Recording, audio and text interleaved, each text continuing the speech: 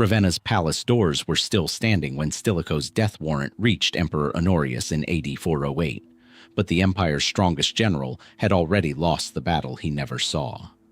Someone persuaded the emperor that Rome's greatest defender had become its greatest enemy, and the identity of that betrayer is still debated. That mystery is only the first of 22. Throughout this collection, you'll uncover forgotten civilizations, cryptic relics, unexplained disappearances, and decisions that redirected the course of history without leaving clear answers behind. Every chapter opens another unresolved case, where the evidence survives, but certainty never does. Let's begin. The basilica at Ravenna is cool even in August. Stone floors, high windows, the kind of light that seems to filter through centuries rather than glass. It was here, on the 22nd of August, 408 AD, that Flavius Stilicho, supreme commander of Rome's western armies, father-in-law to an emperor, the man who had held the crumbling frontier together for a generation, knelt and let a soldier's blade end his life. He did not resist. He ordered the men still loyal to him, men who could have cut down his executioners without effort, to stand down. That single choice is where this mystery truly begins. To understand why his death matters, you have to understand what Stilicho was. Half Vandal by birth, raised through the ranks by Emperor Theodosius himself, he had spent nearly 30 years as the last competent hand on the tiller of a sinking empire. He'd married into the imperial family and been named by Theodosius's own deathbed wish, guardian to two child emperors, Arcadius in the east, Honorius in the west. He fought Alaric and the Visigoths to a standstill more than once. Whatever else he was Rome's shield. And then, in a matter of weeks, he was a traitor. The official charge, recorded by the historian Zosimus, was almost absurd in its ambition, that Stilicho intended to seize the eastern throne for his son Eucharius, even striking a secret pact with his old rival Alaric to do it. It's a tidy story. It's also, on close reading, a story with almost no hard evidence behind it. What we do know is this. In early 408, panic swept through Honorius's court at Pavia. A mutiny broke out among officers who had never fully trusted an outsider commanding Rome's legions. Olympius, a court official who had risen quietly in Stilicho's own shadow, is named by several sources as the one who turned the emperor's ear. Whether those whispers were true, exaggerated, or invented outright is a question historians still can't close. Consider the timing. Stilicho was in Bologna when the mutiny erupted, hardly the position of a man orchestrating a coup. He traveled to Ravenna afterward, seemingly to reassure the emperor, not flee him. And when soldiers came to arrest him, he took refuge in a church, then walked out and surrendered, rather than resist with the armed men still at his command. Does that sound like a usurper? Or a man blindsided by an accusation he never saw coming? No transcript of any trial survives, if one was even held. No letter in his own hand confirms treasonous intent. What survives is aftermath. His son executed within days, his allies purged across Italy, and within 2 years, Alaric's Goths sacking Rome for the first time in 8 centuries, with no Stilicho left to stop them. Some historians see a genuine conspiracy, cut short. Others see a palace faction that manufactured a threat to eliminate a rival they couldn't openly defeat. A smaller number wonder whether Honorius, weak and easily led, simply believed what he was told and never understood what he'd ordered. 16 centuries later, the accuser's name is lost. The evidence, what little existed, is gone. Only the outcome remains. An empire that unraveled almost the moment its shield was removed. Who convinced Honorius his protector was his enemy? The historical record goes quiet exactly where the answer should be. Rome's shield fell in Ravenna. 20 years later, a different kind of shield was cracking 300 miles across the Mediterranean, on the coast of Roman Africa, the breadbasket of the Western Empire, the province whose grain fed the city itself. Here, in the summer of 429, a fleet was said to have crossed from Spain.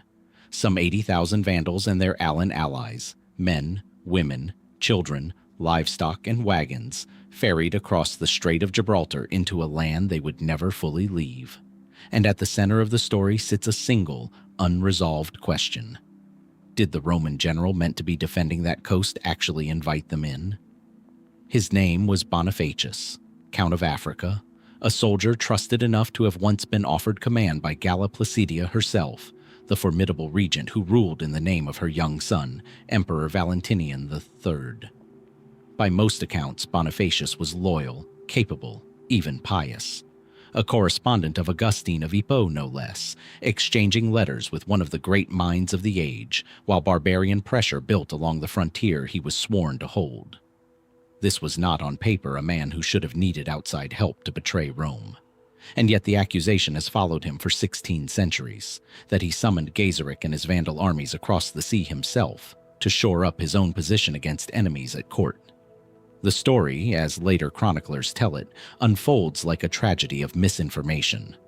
Rome in the 420s was riddled with factional intrigue. Placidia's regime faced a rival in the ambitious general Aetius, the same Aetius who would later be remembered as the last of the Romans for his role in stopping Attila. According to the 6th century historian Procopius, Aetius manipulated the situation from a distance, warning Placidia that Bonifacius intended to rebel, while simultaneously warning Bonifacius that Placidia intended to have him killed. Trapped by contradictory warnings he had no way to verify, and stationed an ocean away from the court that was supposedly plotting against him, Bonifacius allegedly turned to the one force strong enough to guarantee his survival, Gaiseric's Vandals, then pressing against Roman Spain, hungry for new territory. It's a compelling narrative. It's also one that modern historians treat with real caution. Procopius wrote generations after the fact, working from second-hand accounts and a documented fondness for dramatic palace intrigue. Other sources are thinner and often contradictory on the specifics.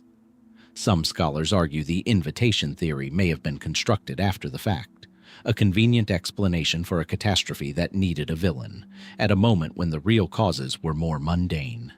Chronic underdefense of the African coast, the Vandals' own military ambitions, and the simple opportunism of a warband that had spent years being pushed from one province to another. Rome, after all, rarely lacked for barbarian groups willing to cross a border once they sensed weakness on the other side. Did Bonifacius need to invite anyone? Or did the Vandals simply come, and a later chronicler needed someone to blame? What complicates the picture further is Bonifacius's own behavior once the Vandals arrived. If he had truly summoned them as allies, the alliance dissolved with startling speed. Within a year, by most accounts, Bonifacius was at war with the very forces he had supposedly invited. Besieged, according to tradition, inside the walls of Hippo Regius itself, the North African city where Augustine served as bishop. Augustine died during that siege in 430, with the Vandal army still camped outside the walls. If Bonifacius had engineered this invasion for his own benefit, it is difficult to explain why he spent the following years fighting desperately to undo it, eventually reconciling with Placidia's court and dying in 432 from wounds sustained battling Aetius, the same rival Procopius blames for starting the whole affair. There's a version of this story, then, where Bonifacius is simply a victim twice over, first of Aetius's manipulation, then of history's need for a clean explanation. And there's another version, favored by a minority of scholars, where the invitation was real, born of genuine desperation, and the later break with the Vandals reflects not innocence, but a deal that collapsed once Gaiseric realized he no longer needed his Roman partner. Once the Vandals held African soil, why would they share it? The archaeological record offers little to settle the matter. There is no surviving treaty, no letter in Bonifacius's hand extending an invitation, no Vandal account of the crossing to weigh against the Roman one. What exists is a patchwork of later, often hostile historical writing, filtered through decades of retelling before Procopius ever put pen to page. The Vandals, whatever their reasons, went on to hold North Africa for over a century, cutting off Rome's grain supply and reshaping the western Mediterranean entirely. Consequences severe enough that everyone involved had reason to shift blame elsewhere. So the question remains suspended, the way it has for over 1,500 years. Did a Roman general, Cornered by court intrigue he couldn't disprove, gamble his province and his empire's breadbasket on a barbarian alliance? Or did a later historian, hungry for a tidy villain, hand Bonifacius a crime that circumstances alone could explain? Somewhere between Ravenna's court politics and the walls of besieged Hippo, a decision was made that changed the shape of the Western Empire. And the man who might have made it took whatever certainty existed with him to his grave. The general who took those wounds from Aetius outside Ravenna's shifting alliances would not live to see his rival's greatest hour. 2 decades later, that same Aetius, battered, sidelined, distrusted by half the court he served, stood as the last real barrier between Rome and a horseman who had already made half of Europe kneel. His name was Attila, and in the year 452, he did something almost no one expected. He stopped. By the spring of that year, Attila's army had crossed the Alps into northern Italy and torn through it with terrifying ease. Aquileia, one of the wealthiest cities on the Adriatic, was besieged so thoroughly that later writers claimed it was wiped from the map entirely. Its survivors said to have fled into the marshes and founded what would eventually become Venice. Milan fell. Pavia fell. The Hunnic army, an alliance of steppe warriors and subject peoples stretching from the Caspian to the Rhine, stood less than 200 miles from Rome itself, with no Roman force in the field capable of stopping it. Aetius, the general who had helped break Attila at the Catalonian plains just a year earlier, had nowhere near the strength to defend the capital again. By every military logic available, Rome should have fallen in 452, decades before it actually did. It didn't. Attila turned his army around and marched back north, out of Italy entirely, and never returned. Why a warlord at the height of his power, with the ancient capital of the Western world undefended before him, chose to walk away is a question that has never been fully settled. The explanation most people know involves a meeting outside Mantua on the banks of the Mincio River, where a delegation from Rome came to negotiate. At its head, according to tradition, was Pope Leo I, later remembered as Leo the Great, accompanied by 2 senior statesmen, Trigetius and Gennadius Avienus. The story, told and retold for over 15 centuries, holds that Leo's presence alone was enough, that the Pope, through sheer eloquence or divine authority, persuaded Attila to withdraw. Later, Christian tradition embellished the account further, describing a vision: Saints Peter and Paul appearing above Leo, swords in hand, threatening the Hun with death if he refused to turn back. It became one of the defining images of the medieval papacy, a single, unarmed churchman facing down the most feared warlord in the world, and winning. It's a magnificent story. It's also one that most historians now treat as, at best, incomplete.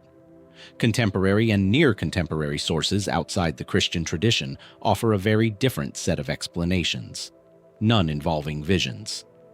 Chroniclers writing closer to the events point to a Hunnic army ravaged by disease and starvation.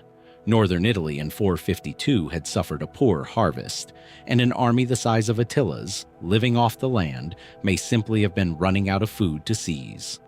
Some ancient accounts, including a version preserved by the historian Priscus, mention plague spreading through the Hunnic camp, echoing the sudden retreat of Alaric's Goths generations earlier under similar circumstances. There's also a political dimension. Word may have reached Attila that Eastern Roman forces, under Emperor Marcian, had launched a counteroffensive against Hunnic territory north of the Danube while his army was tied down in Italy, threatening his homeland behind his back. A warlord fighting on 2 fronts, one of them undefended, has reason enough to retreat without any papal intervention at all. So which was it? Faith, famine, or a fear of losing everything at home? The honest answer is that no single ancient source gives us the full picture, and the sources we do have were rarely neutral. Christian chroniclers had every reason to magnify Leo's role, elevating the authority of the Church at a moment when imperial authority was visibly failing. Secular historians, writing in a very different tradition, had their own reasons to favor military and logistical explanations over miraculous ones. It's entirely possible more than one factor was true at once. that Leo's embassy provided Attila a face-saving pretext to withdraw from a campaign that disease and supply lines were already unraveling. What makes the episode stranger still is what came after. Attila died less than a year later, in 453, on his wedding night, from causes historians still debate. And within 2 years, the Hunnic Empire he had built collapsed entirely, fractured among his sons, and abandoned by subject peoples who had waited for exactly this moment. The withdrawal from Italy, whatever its true cause, marked the last great campaign of his life. Did a pope's words really turn back an empire of horsemen at the edge of Rome? Or did Leo simply arrive at the right river at the right moment to take credit for a retreat that hunger and distant war had already made inevitable? The Mincio still runs where that meeting supposedly happened. What was actually said on its banks, no source can fully confirm. A year would pass before the river at Mantua gave up its relevance entirely.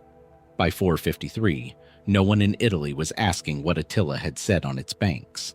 They were asking something far stranger, from far away: how the most feared man in the world had died in his sleep, beside a new bride, without a mark on him. The scene, as later chroniclers describe it, unfolds somewhere in Attila's wooden palace complex north of the Danube, likely in modern Hungary. The Hunnic king, after decades of conquest stretching from the Caspian steppe to the gates of Rome, had taken another wife. His name for her recorded as Ildiko, a young woman whose origins remain uncertain, possibly Germanic, possibly Gothic. The wedding feast, by tradition, was lavish even by Attila's standards. Heavy drinking, elaborate ceremony, a celebration befitting a man who had, only the year before, turned back from Italy at the height of his power and returned home undefeated. By morning, he was dead. Ildiko was found beside the body, weeping, veiled, and, according to the historian Priscus, whose account survives through later excerpts, too frightened or too guarded to explain clearly what had happened in the night. The mainstream explanation, recorded by the 6th century historian Jordanes drawing on earlier sources, is almost anticlimactic: a massive nosebleed. Attila, having drunk heavily at his own wedding feast, is said to have suffered a severe hemorrhage while lying on his back and choked on his own blood in his sleep. No violence, no poison, no assassin in the shadows. Just a body that, after a lifetime of surviving battlefields from the Rhine to the Balkans, failed on an ordinary night for entirely ordinary reasons. Modern physicians who have examined the ancient accounts have offered corroborating theories. A ruptured esophageal varix, a known consequence of chronic heavy drinking, is exactly the kind of internal bleeding that could kill a man in his sleep without any external sign of struggle. It's a mundane death for a man who spent his life being anything but mundane, and that mismatch is precisely what has kept the story alive for over 15 centuries. Because almost from the moment the news spread, alternate explanations began circulating. The most persistent points directly at Ildiko. Some later sources hint, without ever quite stating outright, that the new bride may have killed him, whether from personal grief, political motive, or as an agent acting on behalf of enemies of the Hunnic throne. The theory has obvious appeal. A warlord undefeated by armies, brought down instead in the most intimate setting imaginable by the one person closest to him. But it runs into a basic problem. No contemporary source makes the accusation directly. Priscus, writing closest to the events, describes confusion and grief in Ildiko's testimony, not guilt. The murder theory appears to have grown in later retellings, particularly in later Germanic legend, where Attila's death becomes entangled with entirely different stories, most famously feeding into the medieval Nibelungenlied, where a version of Attila appears transformed by centuries of poetic embellishment, his death reworked into revenge narratives with only a loose relationship to the historical events of 453. A third possibility, favored by some modern historians, is more political than personal: that Attila was poisoned, not by his bride, but by members of his own court or coalition. Perhaps subject chieftains who saw an opportunity in his death, given how quickly the Hunnic Empire fractured once he was gone. Within 2 years of his death, Attila's sons were fighting each other over the succession, and the alliance of tribes and peoples he had assembled through decades of conquest and coercion collapsed at the Battle of Nidau, never to be reconstituted. An empire built almost entirely around one man's personal authority has an obvious vulnerability. Remove the man, and the structure holding it together often goes with him. Whether that gave someone motive to hasten his death, or whether it simply made his ordinary death look more consequential in hindsight, is impossible to say with certainty. What makes the case genuinely difficult to resolve is the complete absence of any physical evidence. Attila's burial, according to legend, involved 3 coffins, one of gold, one of silver, one of iron, and a funeral party said to have been executed afterward to keep the location secret. No tomb has ever been confidently identified. No body has ever been examined. Everything historians have to work with is textual, secondhand, and separated from the event by decades or centuries of retelling, much of it filtered through cultures with their own reasons to reshape the story into something more fitting for legend. So the question remains open, the way it has since the morning his court discovered him. Did the man who reshaped the map of 2 empires die from nothing more than a burst blood vessel and too much wine? Or did someone, human or political, ensure that the wedding night became his last? Somewhere beneath unmarked ground in the Hungarian plain, whatever remains of Attila, the Hun keeps its silence. 3 coffins, one legend claimed, gold, silver, iron, and a secret buried so completely that no historian has ever recovered it. Rome kept its own version of an unrecoverable secret, though this one wasn't buried in the ground. It was buried in the record itself, in the form of a woman said to have sat on the throne of St. Peter for over 2 years without anyone noticing what she was. Her story, as medieval chroniclers eventually told it, begins with a narrow street in Rome still marked on some old maps as the Vicus Papissa, the street of the Popess. According to the legend, a brilliant young woman, disguised as a man from an early age to pursue an education closed to her sex, traveled from England or Germany through the great centers of learning, eventually arriving in Rome under the name Joan. Her intellect was said to be extraordinary. She rose through the church hierarchy on merit alone, eventually becoming a cardinal, and then, following the death of a pope somewhere in the mid-9th century, was elected to the papacy itself, taking the name John of Eighth or John Anglicus, depending on the version of the tale. For over 2 years, by this account, she governed the church undetected. Her downfall, according to the legend, came during a papal procession when she went into labor in the street and died on the spot, exposed in the most public way imaginable. It's a story that spread widely and persisted for centuries. Chroniclers across medieval Europe repeated it as established fact. A bust of Pope Joan reportedly stood for a time among the busts of legitimate popes in Siena Cathedral, later relabeled, according to some accounts, as Pope Zacharias to quietly remove the inconvenient figure from the historical record. Some medieval sources even describe a peculiar verification ritual adopted by later popes. A ceremonial chair with an opening in the seat, through which a cardinal would supposedly confirm a new pope's sex before the coronation could proceed. For a story dismissed by most modern historians as legend, it left behind an unusual quantity of physical and institutional residue. And that's precisely where the mystery deepens, rather than resolves. The overwhelming consensus among modern historians is that Pope Joan never existed. The timeline presents an immediate problem. The papal succession in the 9th century is documented closely enough, through charters, letters, and contemporary records, that there appears to be no actual gap in which an unrecorded pope could have reigned for over 2 years. The earliest known written accounts of the Pope Joan legend don't appear until the 13th century, roughly 400 years after she supposedly lived. A substantial gap for a story with no earlier trace, particularly one involving an event as dramatic as a pope giving birth in the street. Most scholars now believe the tale likely originated as anti-papal satire, or perhaps grew from older folk tales about female popes that existed independently before being attached to a specific, invented 9th century figure. Yet the physical evidence resists tidy dismissal. The so-called birthing chair, a genuine ceremonial seat with an opening in it, did exist and was used in papal ceremonies for a period of time. Its actual original purpose remains debated among historians. Some argue it was simply an old Roman chair repurposed from a bathing or birthing stool used in antiquity for entirely unrelated ceremonial reasons. Its shape later reinterpreted to fit a legend that had already taken hold, rather than created because of one. Which came first?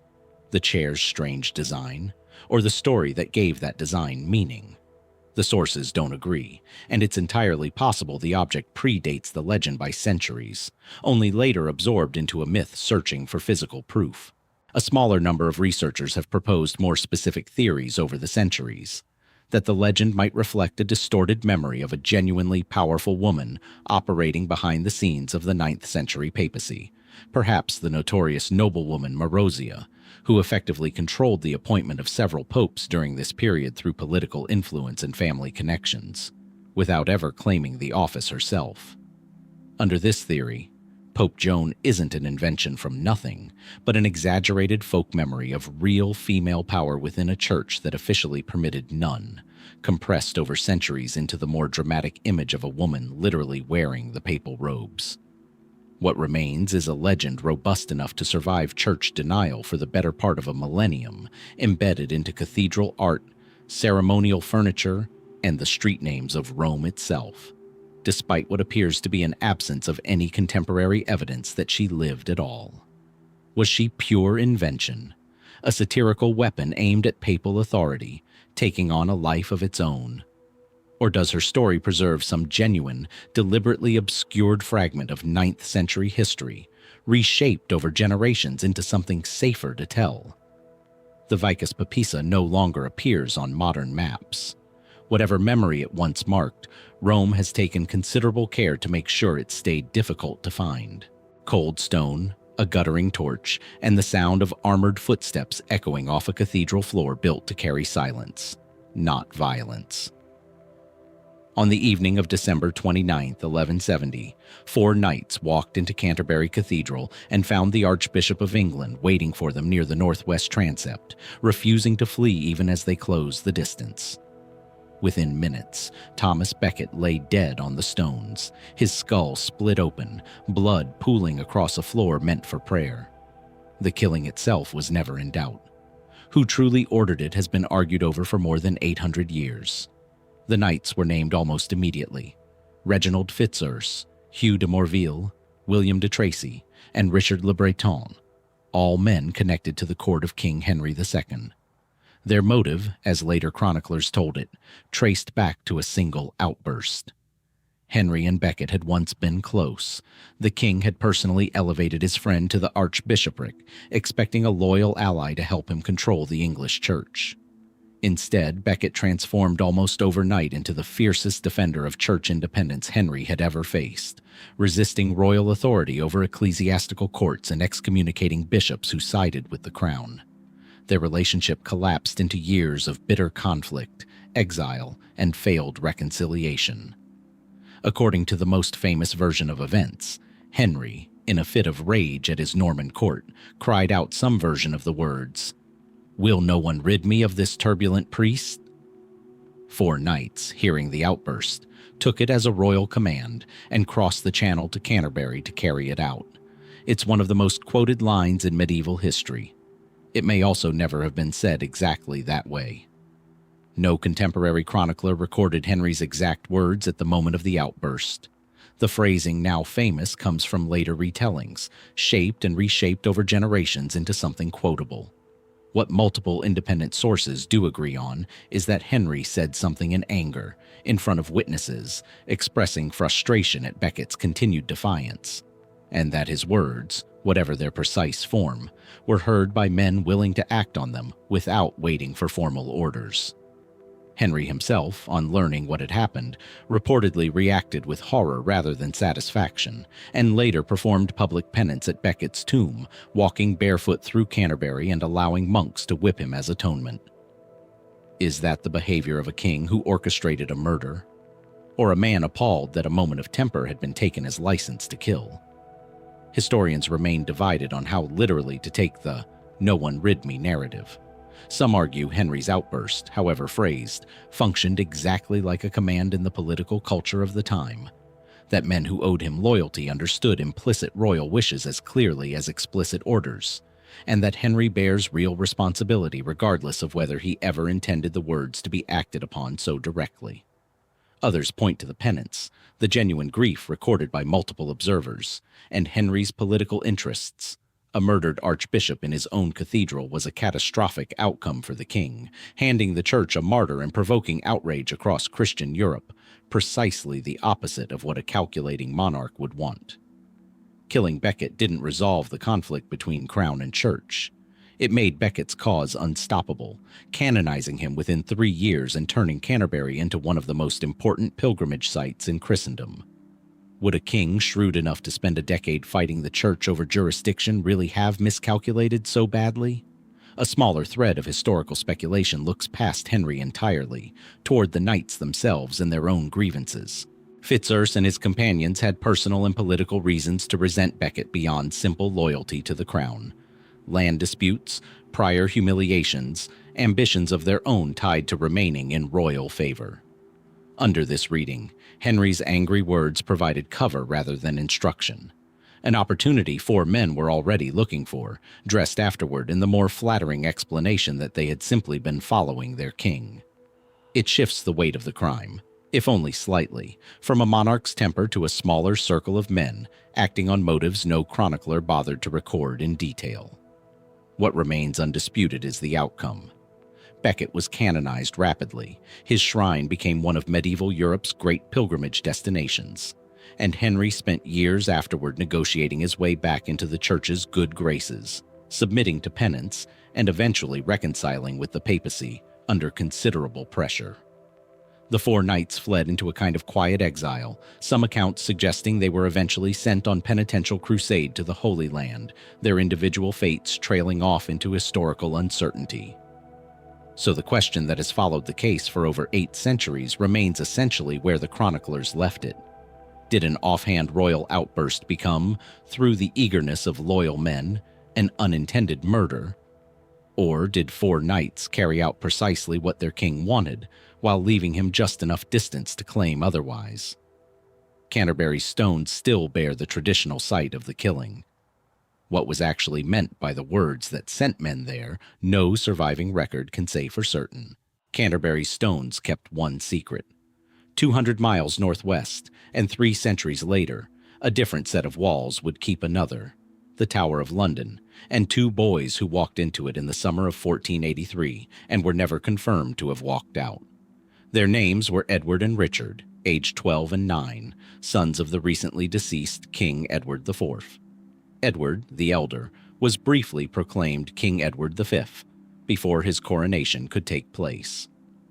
Both boys were placed in the tower, at the time not simply a prison, but a royal residence, entirely ordinary lodging for a king awaiting coronation, under the guardianship of their uncle, Richard, Duke of Gloucester, who had been named Lord Protector to govern in his young nephew's name. Within weeks, that arrangement collapsed. A clergyman came forward claiming Edward IV's marriage had been invalid, rendering both boys illegitimate and ineligible for the throne. Parliament accepted the claim. Richard was crowned King Richard III, and the 2 princes, still residing in the tower, were seen by witnesses with decreasing frequency over the following months, reportedly glimpsed playing in the tower gardens as late as that summer, before vanishing from the historical record entirely. No confirmed sighting of either boy exists after 1483. No body was produced, no funeral was held, and the silence itself became, almost immediately, the loudest evidence in the case against their uncle. The dominant theory, established within Richard's own lifetime and hardened into near consensus by Tudor-era historians, holds that Richard ordered the boys murdered to eliminate rivals to a throne he had already effectively seized.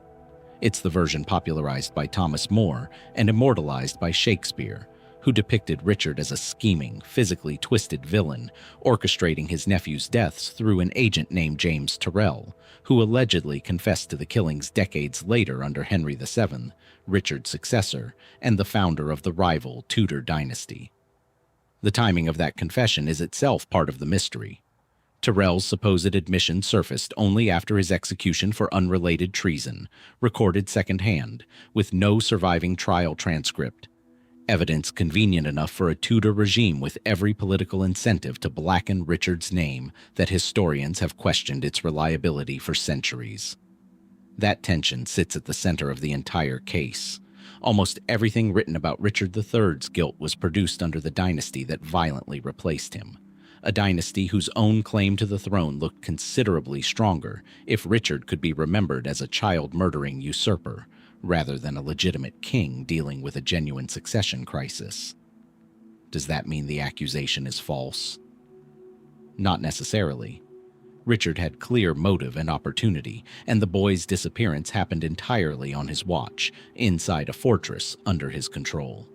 But it does mean the primary sources historians rely on were shaped, at every stage, by people with reasons to make Richard look as guilty as possible.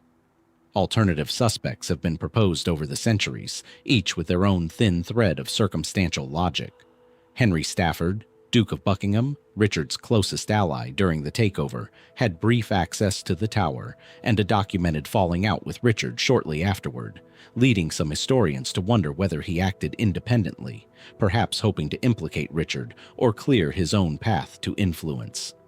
Others have pointed toward Henry Tudor himself, arguing that if the princes survived Richard's reign, they represented a far greater threat to Henry's own claim once he took the throne in 1485.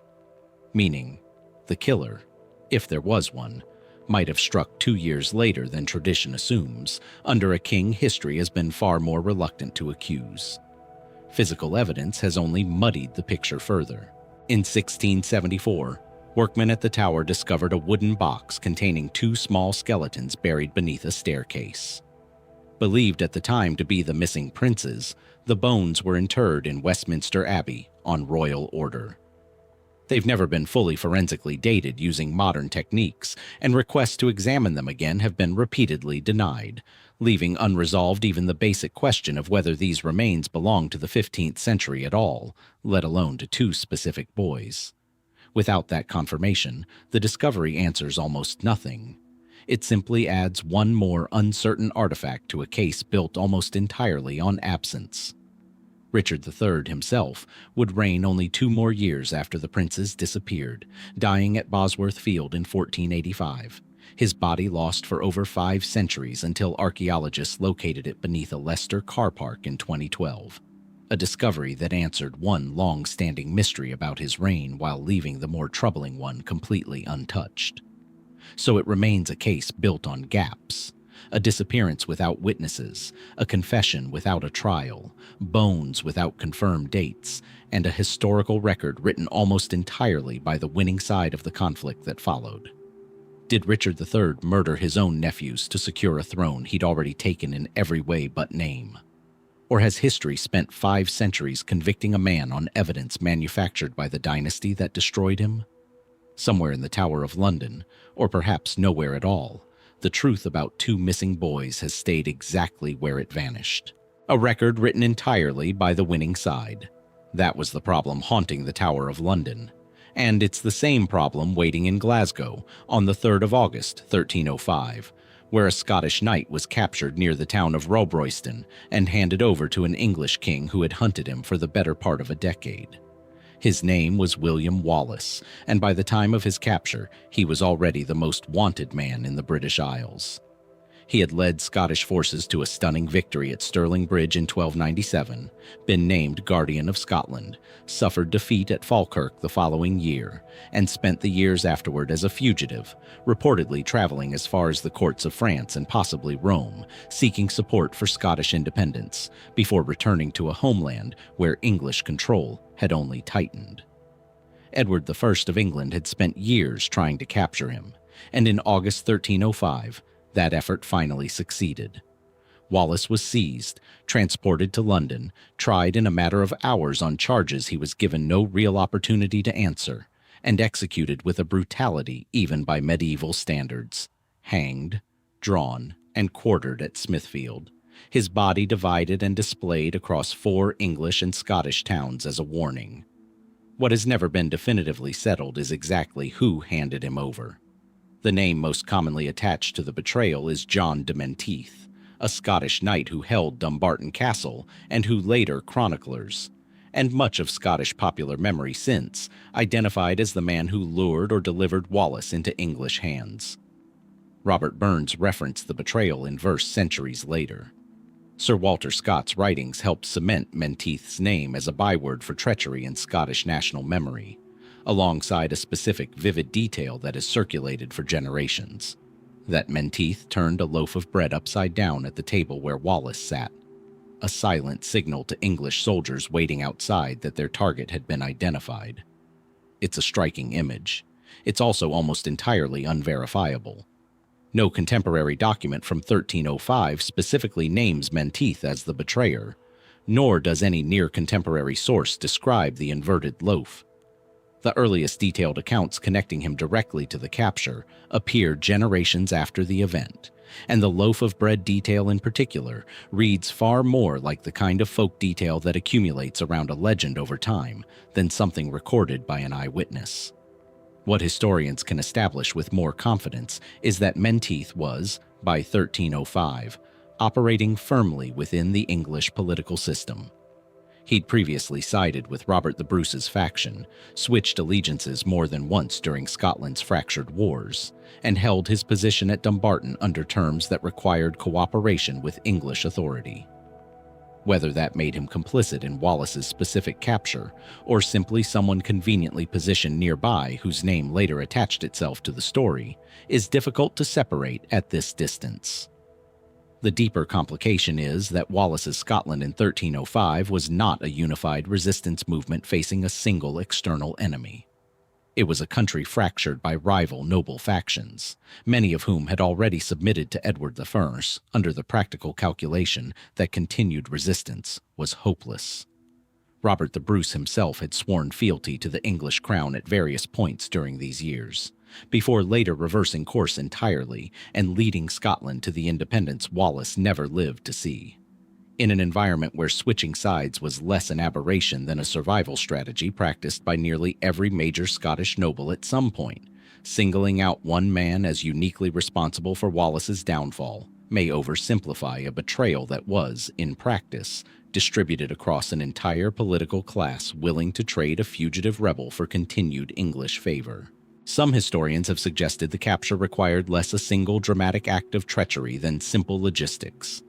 That Wallace, moving through territory where English influence and informants were extensive, was always likely to be identified by someone, whether out of genuine loyalty to Edward, fear of reprisal, or the promise of reward. Edward the Fir is known to have offered incentives for Wallace's capture for years. Any number of lesser figures, never named in any surviving record, could have provided the information that led English forces to rob Royston that August. What makes Menteith's guilt so difficult to either confirm or dismiss is the same imbalance that shaped the story of the princes in the Tower. The aftermath was written by people with their own reasons to shape the narrative.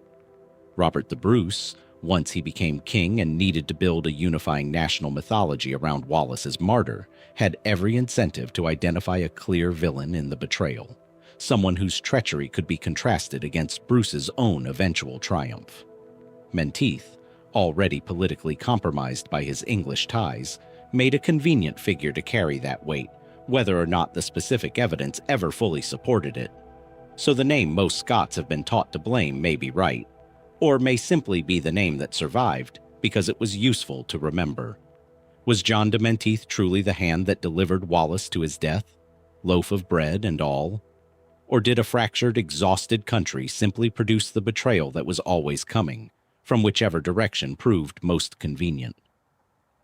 Rob Royston keeps no monument confirming the answer, only the certainty that somebody, That August made a choice history has never fully been able to name. 89 years would pass between the death of one uncrowned English claimant and the death of a crowned English king. But where Wallace left behind a body divided among 4 towns, King John left behind something that has never been found at all. An entire royal treasury swallowed somewhere in the marshes of eastern England in October of 1216.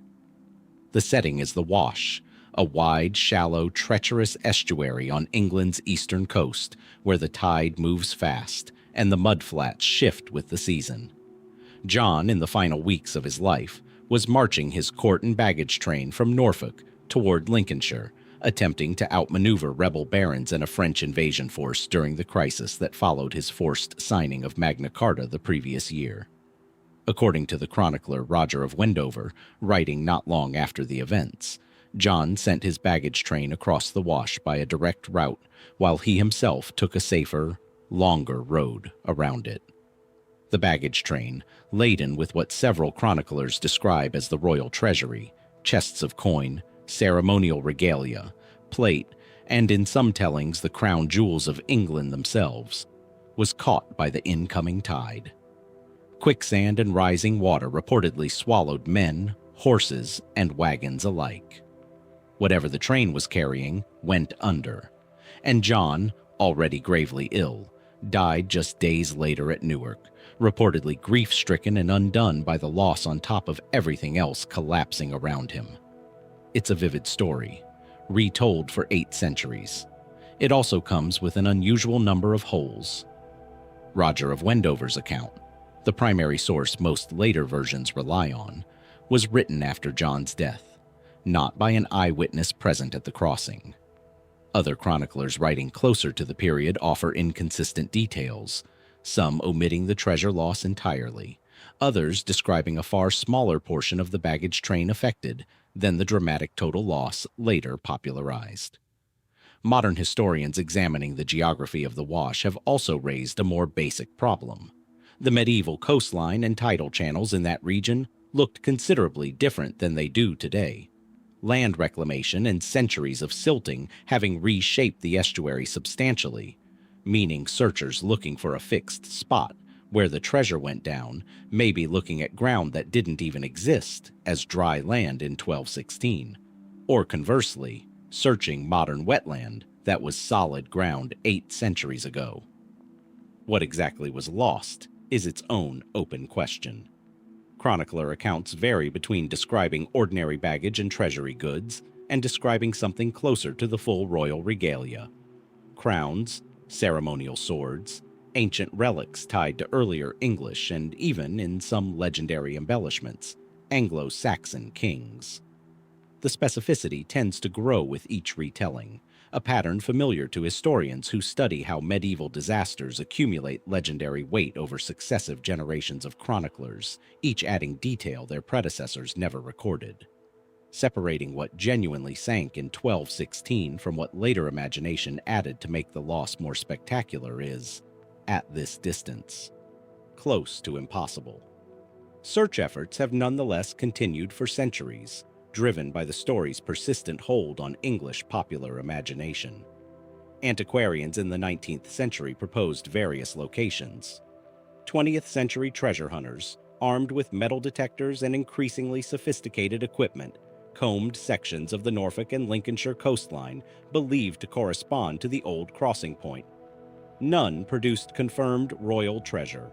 The mudflats of the Wash have given up plenty of ordinary archaeological material over the centuries, but nothing that historians have connected with confidence to John's lost baggage train, leaving open the possibility that the story, whatever its true scale, describes an event whose physical trace has simply been erased by 800 years of shifting silt and reclaimed land.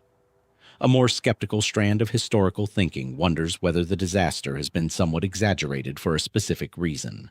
John's reign, and his final weeks especially, were remembered so negatively by contemporary and near-contemporary chroniclers, many with close ties to the church he'd repeatedly clashed with, that a symbolically fitting final catastrophe, the crown itself swallowed by the earth just before the king's own death, may have proven too narratively satisfying not to embellish. a king already cast as one of English history's great failures, losing his treasury to the sea in his last living days. Fitz, a moral art chroniclers of the period were inclined to draw whether or not the material loss matched the version they recorded.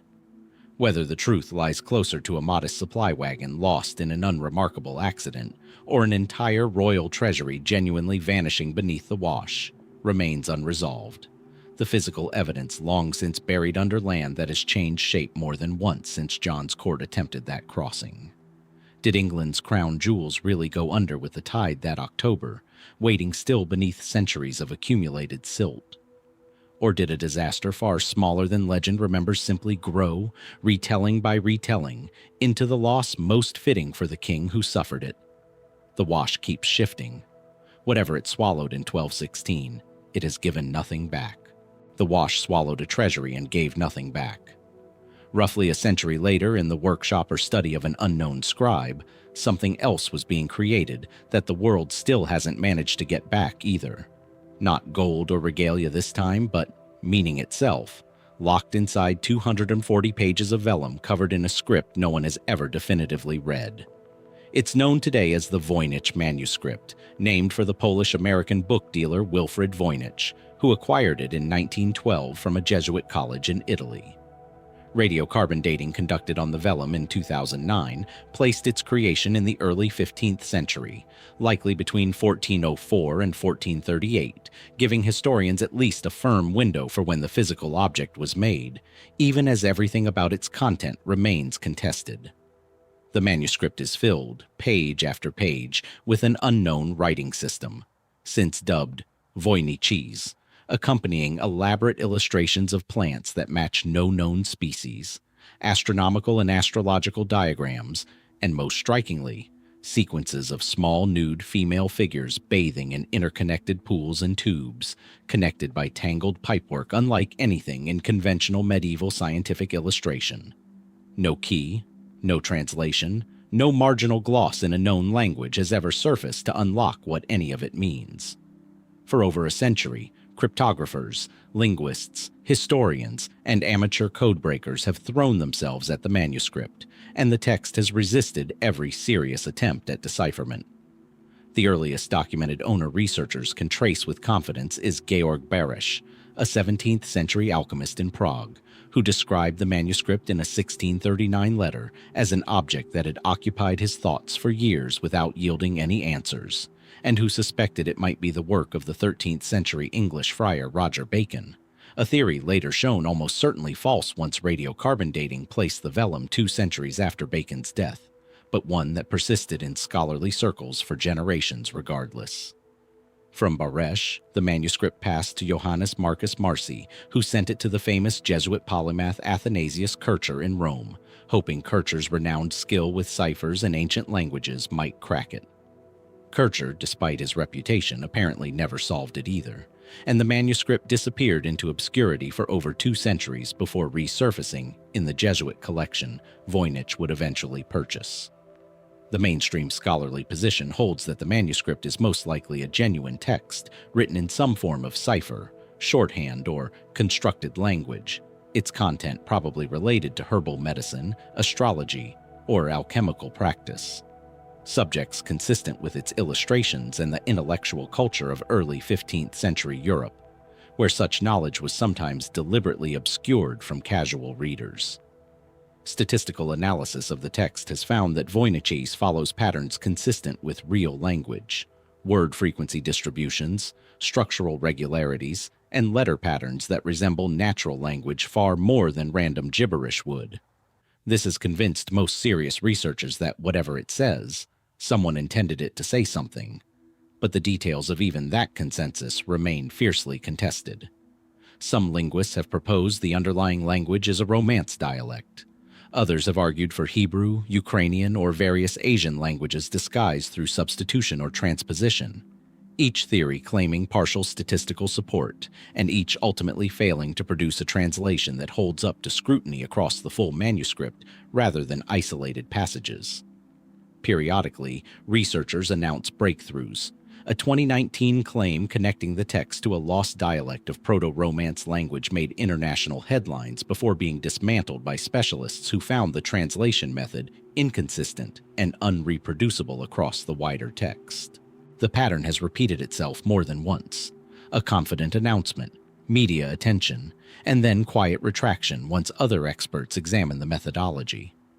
A more skeptical strand of scholarship has raised a genuinely destabilizing possibility that the manuscript might not encode any real language at all, but could instead be an elaborate hoax, its statistical language-like properties produced through a generative process.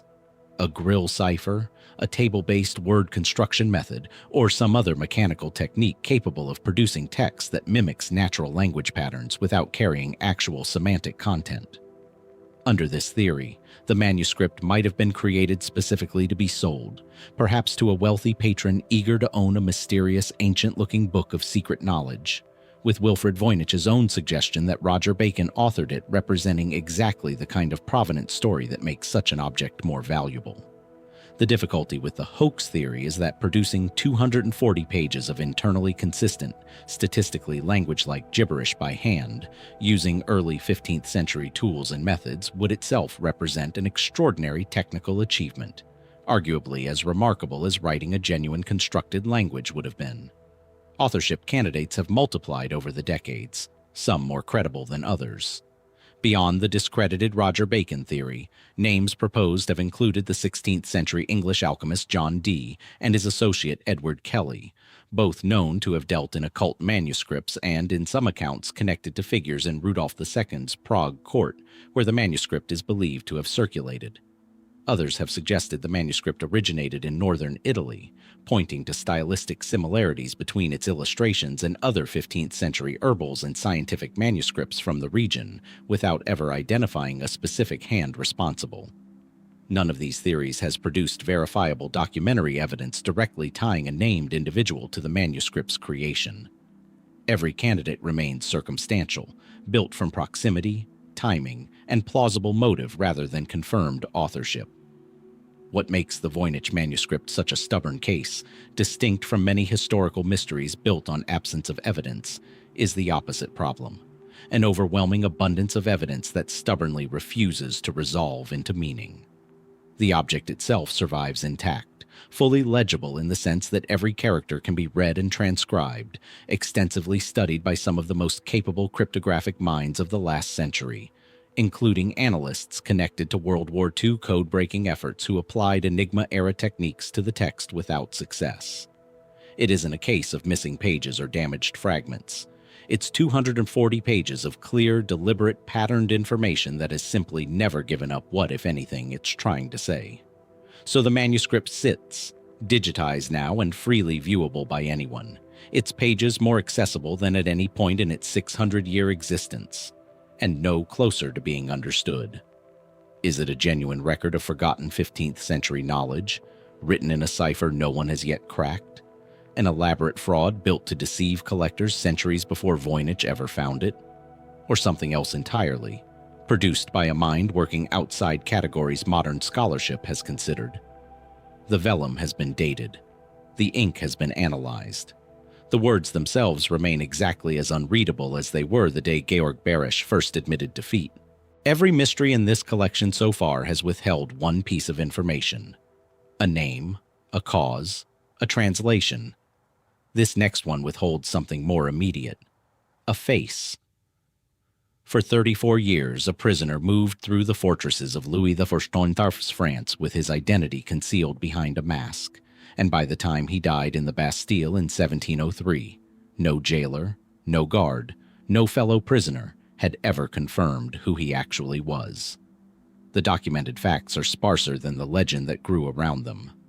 A prisoner recorded under the name Eustache Doger entered the custody of the governor Benin de Saint-Mars in 1669, initially held at the fortress of Pignerol in the Alps.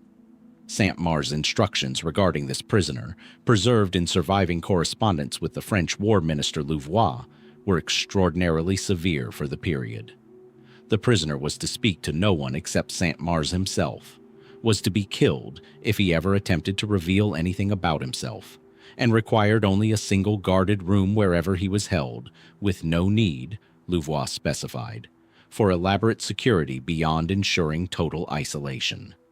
Over the following decades, as Saint-Mars was transferred between postings, this same prisoner traveled with him, to Exilles, to the island fortress of Sainte Marguerite, and finally, in 1698, to the Bastille in Paris, where he died 5 years later and was buried under yet another invented name, Marchioli. The mask itself is where legend and documentation begin to separate. Contemporary accounts from Sainte Marguerite describe the prisoner's face as covered, though the earliest sources describe a mask of black velvet cloth, not the iron popularized centuries later by Voltaire, and then permanently fixed in public imagination by Alexandre Dumas' novel. Voltaire, writing decades after the prisoner's death, was among the first to suggest the mask was iron and to hint, tantalizingly and without direct evidence, that the prisoner's true identity carried explosive political weight. Perhaps, Voltaire implied, an older, illegitimate half-brother of Louis XIV himself, whose face was hidden specifically because it resembled the king's too closely to safely reveal. That theory, whatever its evidentiary thinness, proved irresistible, and versions of it have circulated for nearly 3 centuries. Why else, the reasoning goes, would a prisoner receive such gentle physical treatment, reasonably comfortable rooms, adequate food, permission to receive visits from local clergy, while being subjected to a level of identity concealment far exceeding anything applied to genuinely dangerous state prisoners of the era? The contradiction is real. This was a man treated with more care than most prisoners of his time, yet guarded with more secrecy than French intelligence typically extended even to foreign spies. Whatever he knew, or whoever he was, someone in Louis XIV's government considered his face itself the primary danger. Historians examining the documentary record have proposed several competing candidates, each grounded in slightly different pieces of the correspondence and prison records. The name attached to the original 1669 arrest, Eustache Dauger, has led some researchers toward a relatively unglamorous theory, that the prisoner was a valet or minor servant who became entangled, entirely by accident, in a scandal involving his employer, possibly related to the poisoning affairs that rocked the French court during this period, and who was silenced not because of who he was, but because of something specific and sensitive he happened to witness or overhear.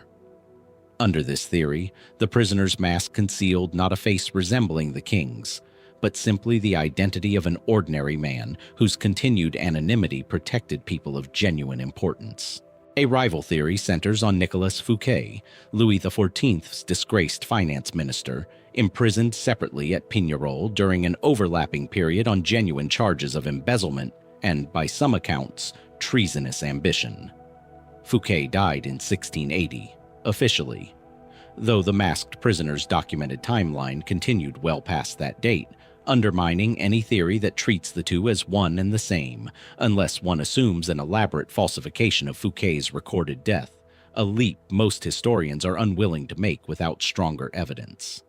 A further candidate, favored by some later researchers examining Italian diplomatic correspondence, points toward Ercole Antonio Mattioli, an Italian diplomat who betrayed a secret treaty negotiation to rival powers, and was subsequently kidnapped on French orders and imprisoned at Pignerol around the same period. Mattioli's documented disgrace provides a clear, well-evidenced motive for French secrecy, but the timeline and treatment described in surviving records don't align cleanly with every detail known about the masked prisoner's later years, leaving this theory persuasive but incomplete rather than conclusively proven. And then there is Voltaire's royal half-brother theory, which persists less because of documentary support and more because of narrative gravity. The idea that the entire elaborate apparatus of concealment makes the most emotional sense if the secret being protected was the stability of the monarchy itself. No birth record, no correspondence, no reliable witness has ever substantiated it. Its endurance says less about the strength of the evidence than about how satisfying the story is. A king's own blood, hidden behind iron for decades, dying anonymously within sight of the palace that could have been his. What all these theories share is the same fundamental obstacle. Louis XIV's government was extraordinarily effective at what it set out to do. Whatever correspondence might have definitively named the prisoner appears to have been deliberately destroyed or never committed to paper in the first place, precisely because Louvois' instructions emphasized that this prisoner's identity was never to be discoverable, even in death. The strategy, whoever it protected, succeeded completely. 3 centuries of historians, working with real archives and genuine documentary fragments, have narrowed the field of candidates without ever closing it. So the mask remains, in every sense that matters, unremoved. Was he a servant who saw too much, a diplomat who talked to the wrong people, a minister already believed dead by another name, or something closer to Voltaire's whispered suggestion, a face too dangerously familiar to ever be shown? Somewhere in the Bastille's now vanished walls, a man lived and died having never once, in 34 years of captivity, been called by his real name in any surviving document. A document that never named its author. That's exactly where this next case begins too. Not a masked prisoner's missing record, but a single anonymous letter delivered to a London nobleman on the evening of October 26, 1605. 10 days before it would have been rendered completely unnecessary by an explosion that never came. The letter arrived at the home of William Parker, 4th Baron Monteagle, handed to a servant by an unknown messenger who vanished into the dark before anyone could question him. Monteagle, according to the official account, had it read aloud at his table. Its message was vague but unmistakable in its warning. He should avoid attending the opening of Parliament, for those present would receive a terrible blow from a danger they would not see coming. Monteagle passed the letter to the government. Within days, searchers descended on a cellar beneath the House of Lords and found Guy Fawkes standing guard over 36 barrels of gunpowder. Enough, investigators calculated, to have leveled the building and killed King James I, along with most of England's assembled nobility and bishops. The most notorious conspiracy in English history was stopped with, by the official telling, barely a week to spare. Who wrote that letter has never been conclusively established. The conspirators themselves, once captured and interrogated, several under torture explicitly authorized by the king himself, never identified the author, and it's not entirely clear they knew. Robert Catesby, the plot's principal architect, along with Thomas Percy, John Wright, and the others, had drawn a wide circle of associates into the conspiracy over many months, any number of whom might have developed cold feet, religious scruples, or simple fear as the date approached. Guy Fawkes, the plot's explosives expert and the man found in the cellar itself, maintained under questioning that he didn't know who had sent the warning, and no surviving confession from any conspirator names a specific culprit. The most commonly proposed suspect is Francis Tresham, a conspirator recruited relatively late into the plot, and, notably, brother-in-law to Lord Monteagle himself. The family connection is the strongest circumstantial thread available. Tresham had genuine reason to want to protect Monteagle specifically, and his position within the conspiracy would have given him exact knowledge of what the letter needed to warn against. Under interrogation, Tresham denied authorship, though by the time investigators pressed him most seriously, he was already gravely ill, and he died in the Tower of London in December 1605, before any more definitive confession could potentially be extracted. Was his silence loyalty to his fellow conspirators even as he lay dying? Or did he simply have nothing to confess, having played no part in the letter at all? A rival strand of historical thinking has proposed something considerably more unsettling, that the letter wasn't a leak from within the conspiracy at all, but a device manufactured by the government itself, or by figures within it, who already knew about the plot through other channels, likely through the extensive network of spies and informants maintained by Robert Cecil, the king's chief minister, whose intelligence service had deeply infiltrated Catholic networks throughout England during this period. Under this theory, the letter's real purpose wasn't warning Monteagle of a danger he didn't already know about. but providing a plausible public cover story for uncovering a plot the government had already been tracking, allowing Cecil to expose the conspiracy at a moment of his own choosing, dramatically and publicly, without revealing the extent of his surveillance operations or the informants embedded within Catholic circles. This theory draws support from a detail that has troubled historians for centuries. The search of the cellar beneath Parliament wasn't conducted immediately after the letter arrived, despite its urgent warning, but was delayed for nearly 2 weeks, with authorities apparently allowing the conspirators to continue their preparations even after receiving what should have been actionable intelligence. Why wait if the danger was genuinely unknown and urgent? Some historians read the delay as bureaucratic caution or a desire to gather more evidence before acting. Others read it as confirmation that the government already had the situation fully monitored and was waiting for the most dramatic and politically useful moment to intervene, catching Fawkes literally standing over the gunpowder rather than moving earlier and risking a less conclusive, less propagandistically valuable arrest. Cecil's own conduct after the plot's discovery only deepens the suspicion for those inclined toward this reading.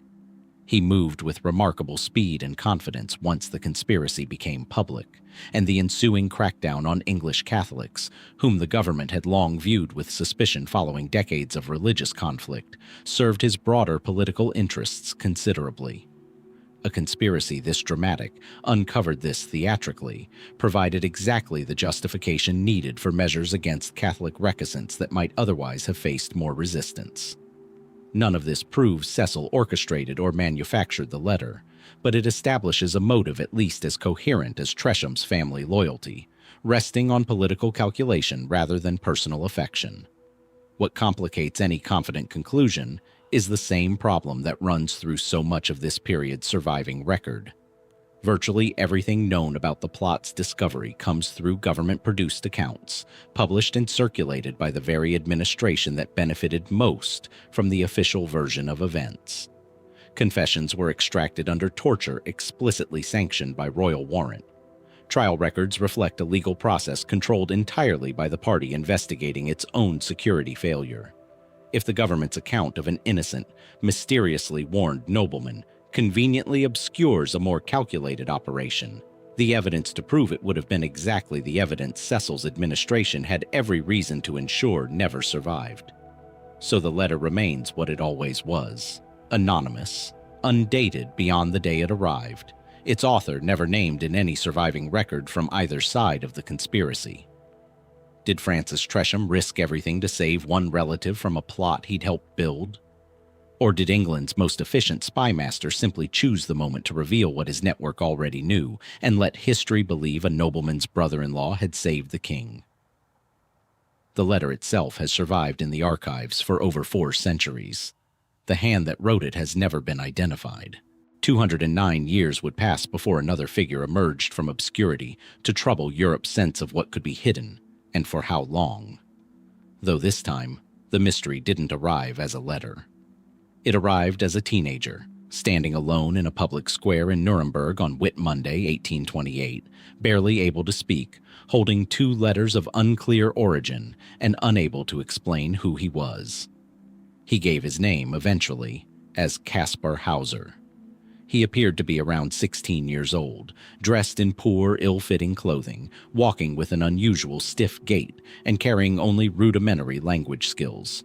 Capable of writing his own name and repeating a handful of phrases, but otherwise communicating mostly through gestures and distress. The letters found on him, addressed to a cavalry captain, claimed the boy had been left in the writer's care as an infant, raised in complete isolation, and was now being delivered to Nuremberg to begin his life in the wider world.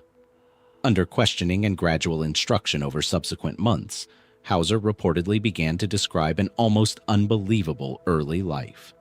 Years spent confined alone in a small, darkened cell, fed only bread and water, seeing no other person, until someone, his face apparently never revealed, began teaching him to walk and speak shortly before releasing him into Nuremberg. The story captivated Europe almost immediately, and speculation about Hauser's true identity began within months of his appearance. The most persistent and politically explosive theory held that Hauser was actually a prince of the House of Baden, specifically the legitimate infant son of Grand Duke Karl of Baden, who, according to this theory, had been secretly swapped at birth with a dying infant and spirited away, clearing the succession path for a rival branch of the family, specifically benefiting the children of Karl's stepmother, the Countess of Hochberg, whose own son stood to inherit only if the legitimate line failed. Under this reading, Hauser's mysterious captivity wasn't random cruelty, but a calculated act of dynastic sabotage, keeping a rightful heir alive but permanently unable to claim his position, hidden away until whoever orchestrated the switch decided, for reasons never explained, to release him into the world instead of simply ensuring his death. The theory gained enough traction that later genealogical and even DNA research has been conducted specifically to test it, comparing samples associated with Hauser against descendants of the Baden line. Results have been inconclusive, complicated by uncertain chains of custody for the biological material tested and disputes over whether any surviving sample can be reliably linked to Hauser himself, generations removed from any properly documented collection. The mystery, characteristically, has resisted even modern forensic science's attempt to close it. A considerably less romantic explanation has always run alongside the princely theory, championed by skeptics both in Hauser's own time and among modern historians, that Hauser was, in whole or substantial part, a fraud, either a young man of ordinary background who fabricated or dramatically exaggerated his story of isolated captivity to attract the sympathy, financial support, and social position that flowed toward him once his case became a European sensation, or someone with genuine psychological or developmental difficulties whose behavior was later reinterpreted by others, eager to build a sensational narrative around him. Skeptics point to inconsistencies that emerged in Hauser's own account over time, details that shifted or expanded as his story gained public attention and as sympathetic patrons, including the criminologist and jurist Anselm von Feuerbach, invested significant reputation in defending Hauser's authenticity against growing public doubt. What makes dismissing either theory difficult is what happened next. In October 1829, roughly a year and a half after his public appearance, Hauser was found bleeding from a head wound, claiming he had been attacked by a hooded man in a cellar. He survived. Then, in December 1833, 5 years after Nuremberg, Hauser died from a stab wound to the chest, having told those around him that a stranger had lured him to a park with the promise of information about his true parentage, before attacking him. A note found at the scene, written in mirror script, warned cryptically that Hauser would never be able to say who his enemy truly was. Whether that note was left by a genuine attacker or fabricated by Hauser himself as part of an increasingly elaborate deception is a question that has never been settled, and it sits at the very center of everything that makes this case so difficult to resolve. A young man either genuinely being hunted by people determined to prevent him from ever revealing his origins, or a deeply troubled individual who orchestrated his own final fatal performance, staging an attack that went further than he intended, or perhaps intended all along. Modern historians remain divided along largely the same lines that split observers in the 1830s. Some continue to find the dynastic swap theory compelling specifically because of the pattern of violence that followed Hauser throughout his short public life. Genuine victims of political conspiracies, after all, don't typically fabricate their own assassination attempts. Others point to the absence of any confirmed perpetrator across either attack, the shifting details in Hauser's own testimony, and the psychological profile of a young man who may have craved the extraordinary attention his story generated badly enough to escalate the narrative himself, ultimately beyond his ability to control or survive. The physical evidence available today offers little final clarity. Genetic testing has produced disputed and inconclusive results. Contemporary medical examinations of Hauser's body after his death described his wound and his overall physical condition in ways that different historians have interpreted to support entirely opposite conclusions about his credibility. No definitive birth record has ever surfaced connecting him conclusively to the Baden line, and no confession, forged or genuine, has ever definitively unmasked him as a fraud either. So the boy who appeared in Nuremberg holding 2 unexplained letters remains, nearly 2 centuries later, exactly as unexplained as the letters themselves. Was he a stolen prince, silenced for decades to protect someone else's inheritance, ultimately murdered to ensure his silence became permanent? Or a gifted, troubled young man who built the most convincing performance of his life around a mystery he invented and paid for it with a death that might have been staged, accidental, or entirely real? Nuremberg Square still stands. What actually walked into it that Whit Monday has never been fully identified? Nuremberg Square gave up a boy nobody could fully identify.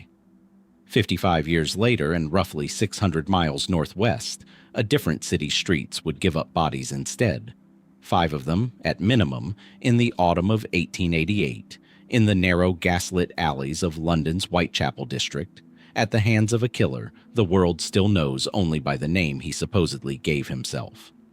Between August and November of 1888, at least 5 women, Marianne Nichols, Annie Chapman, Elizabeth Stride, Catherine Eddowes, and Mary Jane Kelly, were murdered within a small radius of Whitechapel, their deaths marked by escalating mutilation that suggested, to the police surgeons who examined the bodies, some degree of anatomical knowledge on the killer's part. The murders occurred at night, in public or semi-public spaces, often within minutes of witnesses passing nearby, and yet no one was ever seen committing the acts themselves. The Metropolitan Police, working without fingerprinting, without forensic serology, without any of the investigative tools modern crime scenes rely on, pursued hundreds of leads and dozens of named suspects, and closed the case with no arrest, no trial, and no confirmed identification, ever.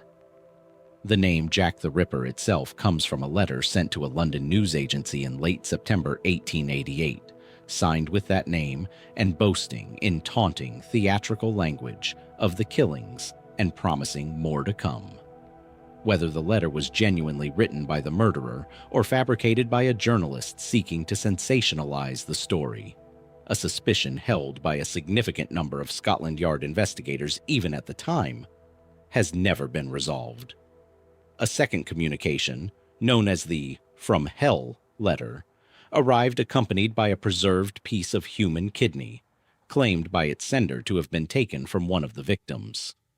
Medical examination at the time suggested the kidney was human and showed signs consistent with a condition the victim Catherine Eddowes was known to have had, though the evidence was far from conclusive by modern standards, and whether the organ came from her at all remains disputed among researchers who have revisited the case. The suspect list, assembled over more than a century of investigation, reads almost like a cross-section of Victorian London itself. Montague John Druitt, a barrister whose family committed him to informal watch over concerns about his mental state and who drowned himself in the Thames weeks after the final canonical murder, was named by a senior police official in private notes as a strong suspect, though the official's own account was written years later and contains factual errors about Druitt's age and profession that undermine confidence in how closely he'd actually investigated the man. Aaron Kosminski, a Polish-Jewish immigrant living in Whitechapel who was later confined to an asylum, appears in multiple police suspect lists from the period and has become, in the 21st century, one of the most frequently cited names, partly due to a controversial 2014 DNA analysis of a shawl allegedly recovered from the Eddowes murder scene, which researchers claimed matched genetic material to a Kosminski descendant. That analysis has faced sustained criticism from other scientists over chain of custody concerns spanning more than a century, contamination risks, and methodological questions that have kept the finding from achieving anything close to consensus acceptance. Beyond these two, the roster of proposed suspects extends outward into increasingly speculative territory. Francis Tumblety, an American quack doctor with a documented history of misogynistic statements and a collection of anatomical specimens, was actually arrested in connection with related but lesser charges during the period and fled to the United States shortly afterward, a timeline some researchers find suspicious and others consider coincidental, given how many unrelated arrests occurred amid the broader Whitechapel panic. Walter Sickert, a prominent painter, became the subject of a modern theory advanced by novelist Patricia Cornwell, who funded extensive forensic analysis of Sickert's letters and artwork in an attempt to establish a connection, ultimately producing DNA evidence that other researchers have argued is too degraded and common in the general population to support the certainty with which the theory has sometimes been presented. Even members of the royal household were drawn into speculation at various points across the 20th century. Theories that most serious historians now regard as products of sensationalized later retellings rather than evidence rooted in the original investigation. What unites nearly every proposed solution is the same fundamental weakness. The physical and documentary evidence from 1888 was collected using standards that no modern court would accept, handled by an unknown number of people over more than a century, and in several cases, including the shawl at the center of the Kosminski DNA claims, lacks a verifiable chain of custody stretching back to the crime scenes themselves. Contamination, misattribution, and the simple passage of time have made it exceptionally difficult for any modern forensic technique to produce results that could withstand serious scrutiny, regardless of how sophisticated the technology applying to 19th century evidence has become. The case's endurance and public fascination has, if anything, complicated the historical record further. Over more than a century, forged documents, including the notorious Diary of Jack the Ripper that surfaced in the 1990s and was eventually linked to modern ink through chemical analysis, have periodically entered circulation, requiring researchers to spend considerable effort simply separating authentic period material from later fabrications designed to profit from the case's enduring notoriety. So the identity behind London's most infamous unsolved murders remains exactly where Scotland Yard's original investigators left it. A case file full of names, none conclusively confirmed, built on evidence too compromised by time and handling to satisfy the standards later forensic science would eventually make possible. Was he a struggling immigrant confined soon after to an asylum, a disgraced doctor who fled across an ocean, or someone whose name never appeared on any surviving list at all? Whitechapel's streets have long since been redeveloped. Whatever walked them in the autumn of 1888 left behind everything except a name anyone can prove. A taxi door closing on a warm August night, the sound swallowed almost instantly by the ordinary traffic of West 45th Street, and no one in that moment realizing they had just witnessed the last confirmed sight of a sitting New York Supreme Court justice. On August 6, 1930, Joseph Force Crater climbed into that cab after leaving a Manhattan restaurant, and from that door closing onward, he was never definitively seen again. Crater's disappearance remains one of the most thoroughly documented vanishings in American history, if only because of who he was and the sheer number of institutions that eventually looked for him. A judge appointed to the New York Supreme Court just months earlier, with close political ties to Tammany Hall, the powerful Democratic political machine that dominated the city's politics, Crater spent the day of his disappearance behaving in ways that, only in retrospect, took on an ominous cast.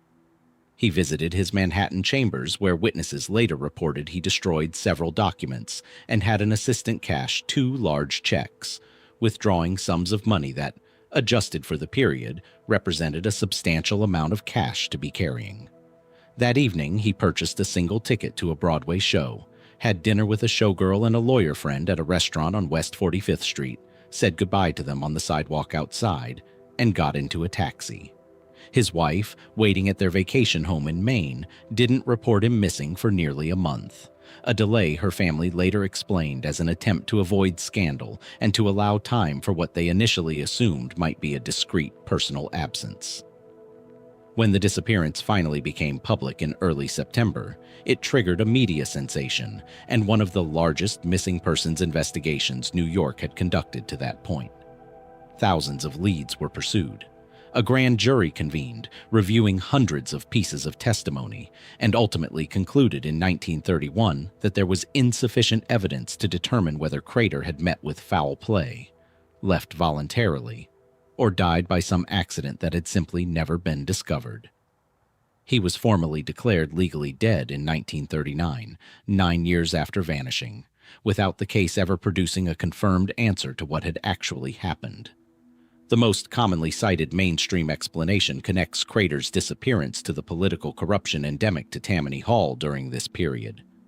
Crater's own judicial appointment had reportedly involved the purchase of his seat through political payments, a common if illegal practice within the machine's patronage system at the time, and his sudden withdrawal of large sums of cash on the day he vanished has led many investigators, then and since, to suspect he either fled anticipating exposure in a corruption investigation that was gathering momentum that same year, or was silenced by associates who feared what he might reveal if compelled to testify about how judicial seats were being bought and sold.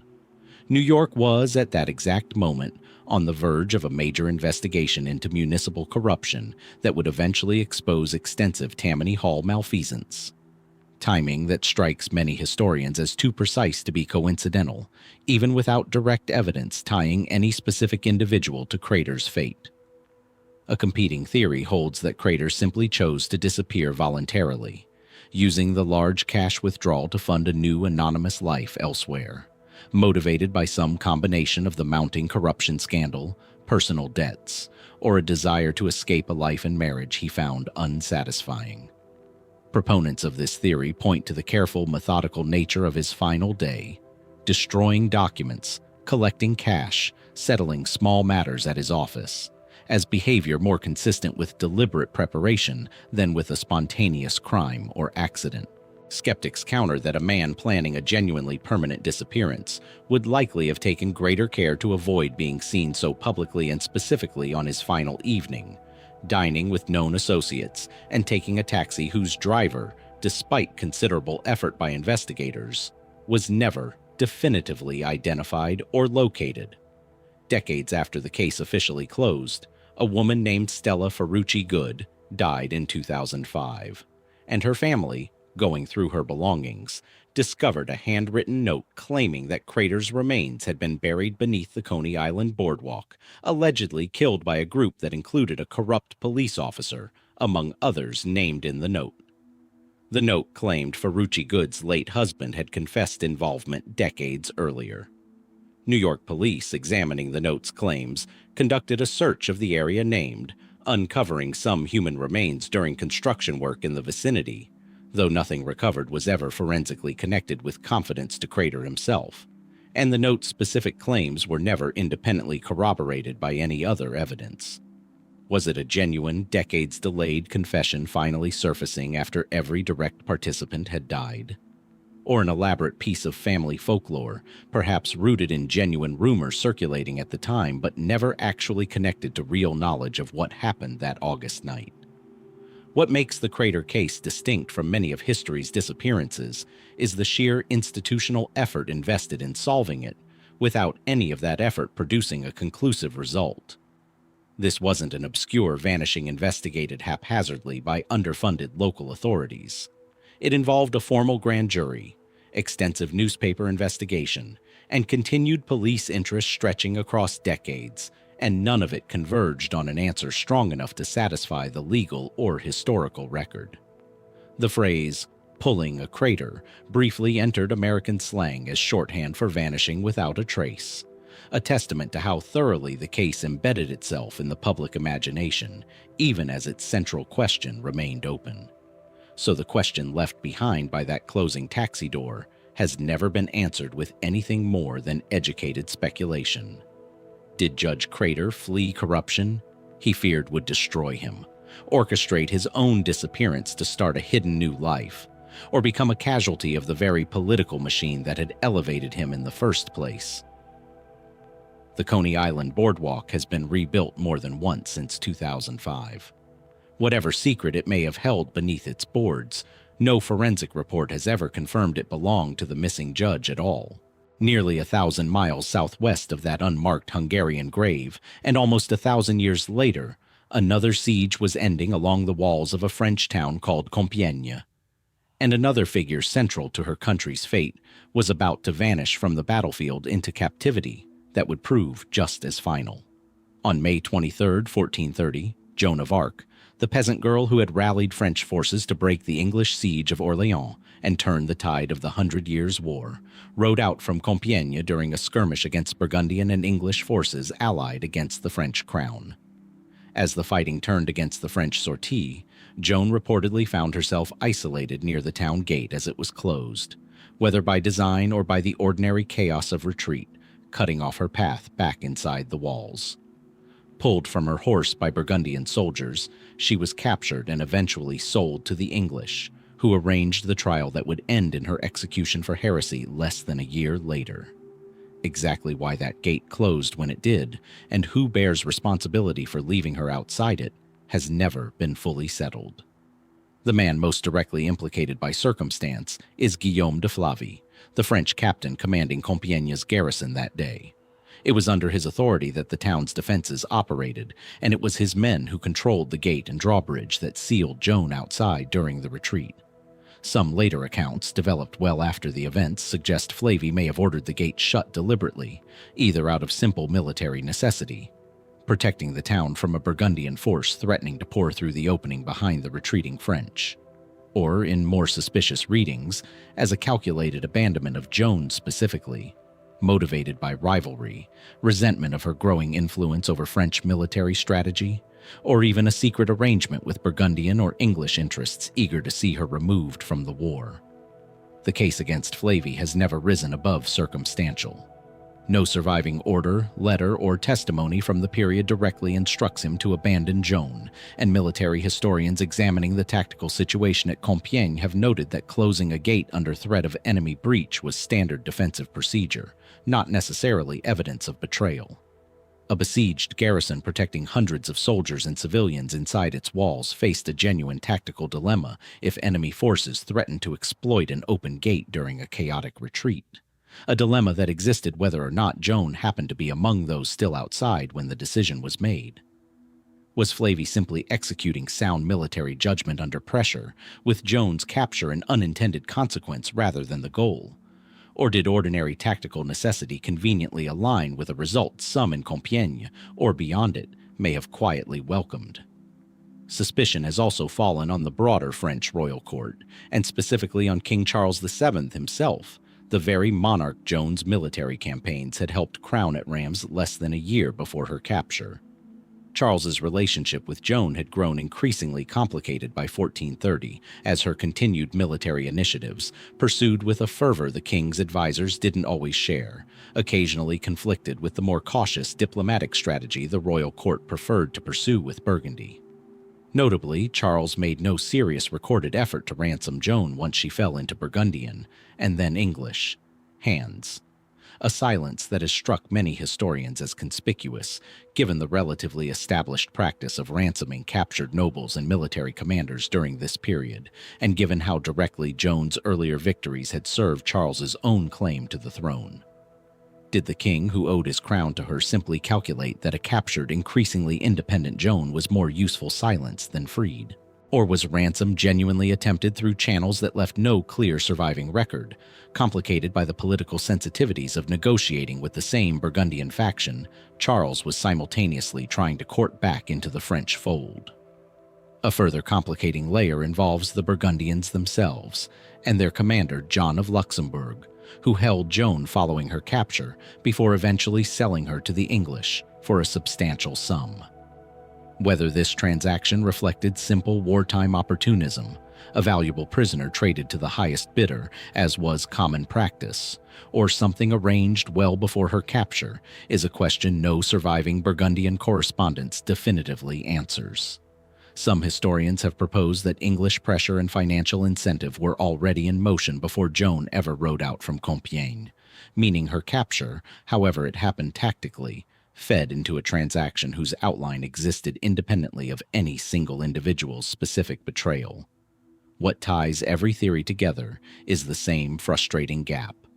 The sources closest to the event describe the military situation at Compiègne in only general terms, more interested in outcome than in assigning precise blame at the time, while later accounts, written once Joan's legend had grown considerably, tend to reflect the political sympathies of whoever was writing, rather than fresh documentary evidence.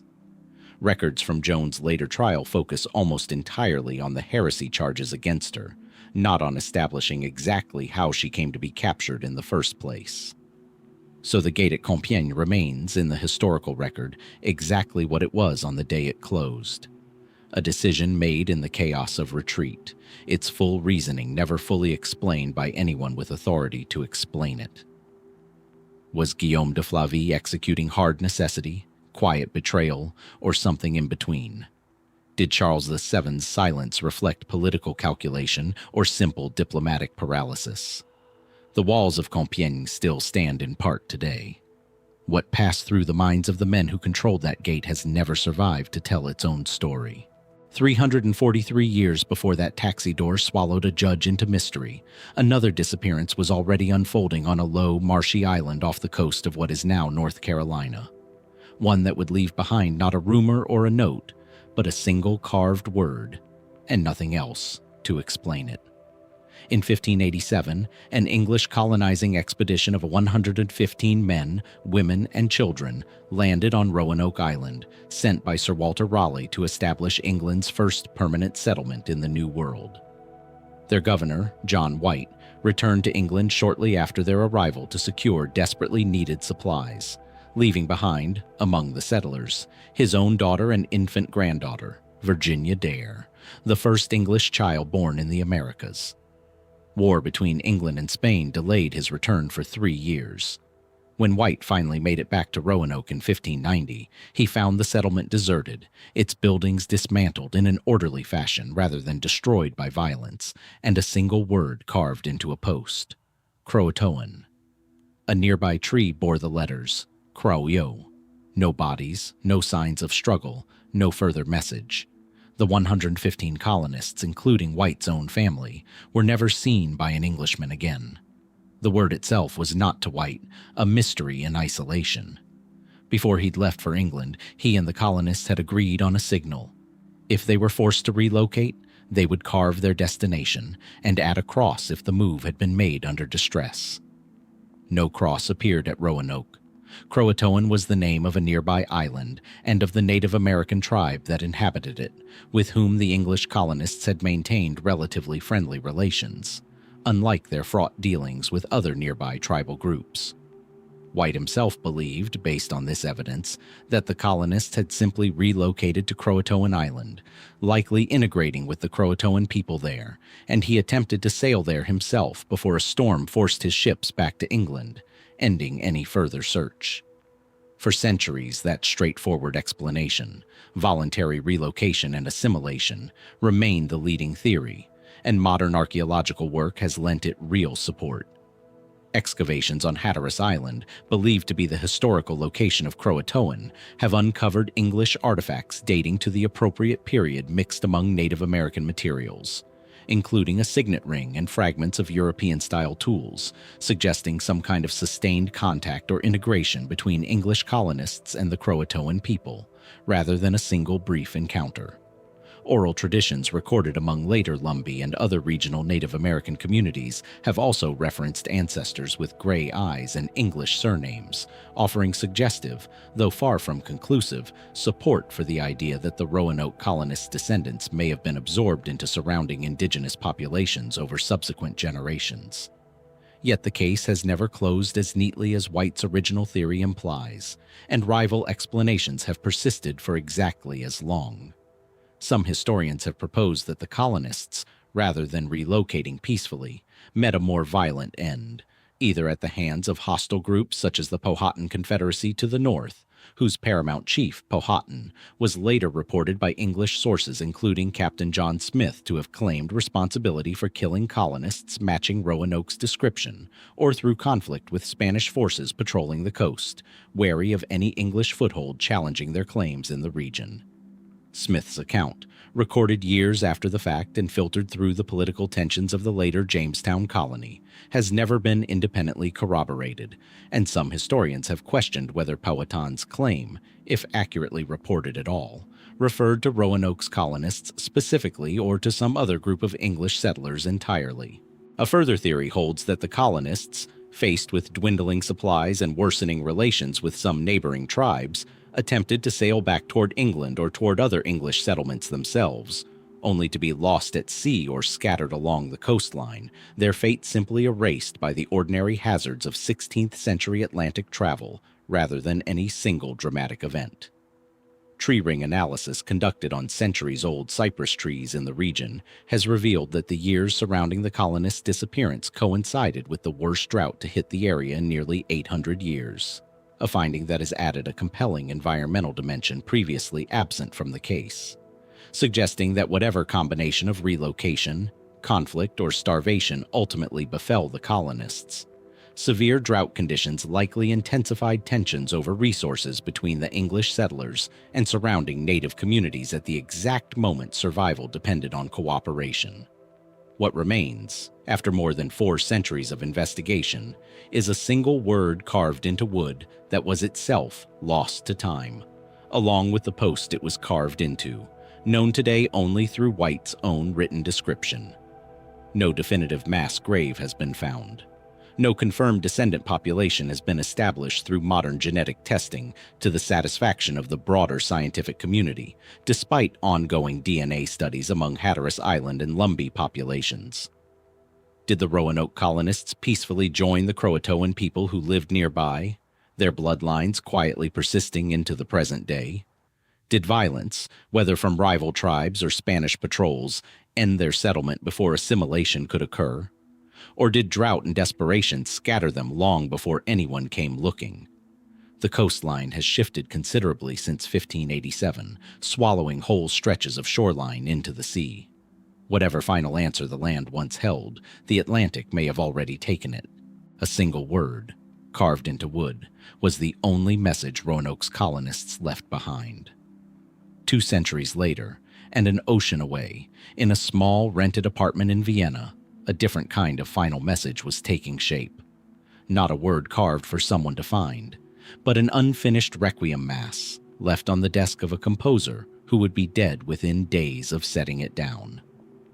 Wolfgang Amadeus Mozart died on December 5, 1791, at the age of 35, in his apartment on Rauhensteingasse, having spent his final weeks working, with mounting difficulty, on a commissioned requiem mass that he would never complete.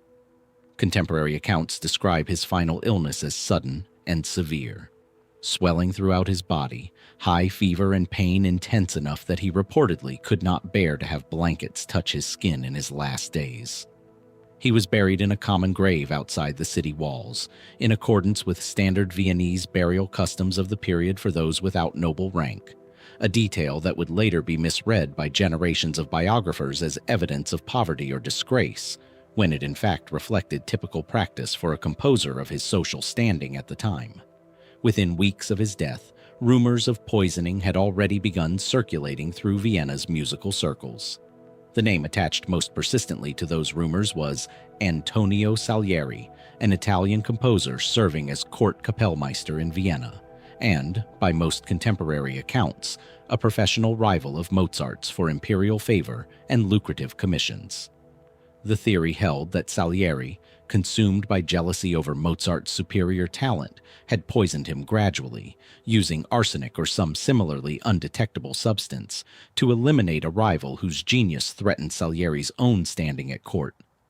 The story gained enormous cultural traction over the following century, reinforced by an unverified deathbed confession attributed to Salieri decades later, during a period when he was reportedly suffering from dementia in his final years, and immortalized for modern audiences through Peter Schaffer's play Amadeus and the film adaptation that followed, both of which took considerable dramatic license with the historical record while cementing Salieri's guilt in popular imagination far beyond what the actual evidence supports.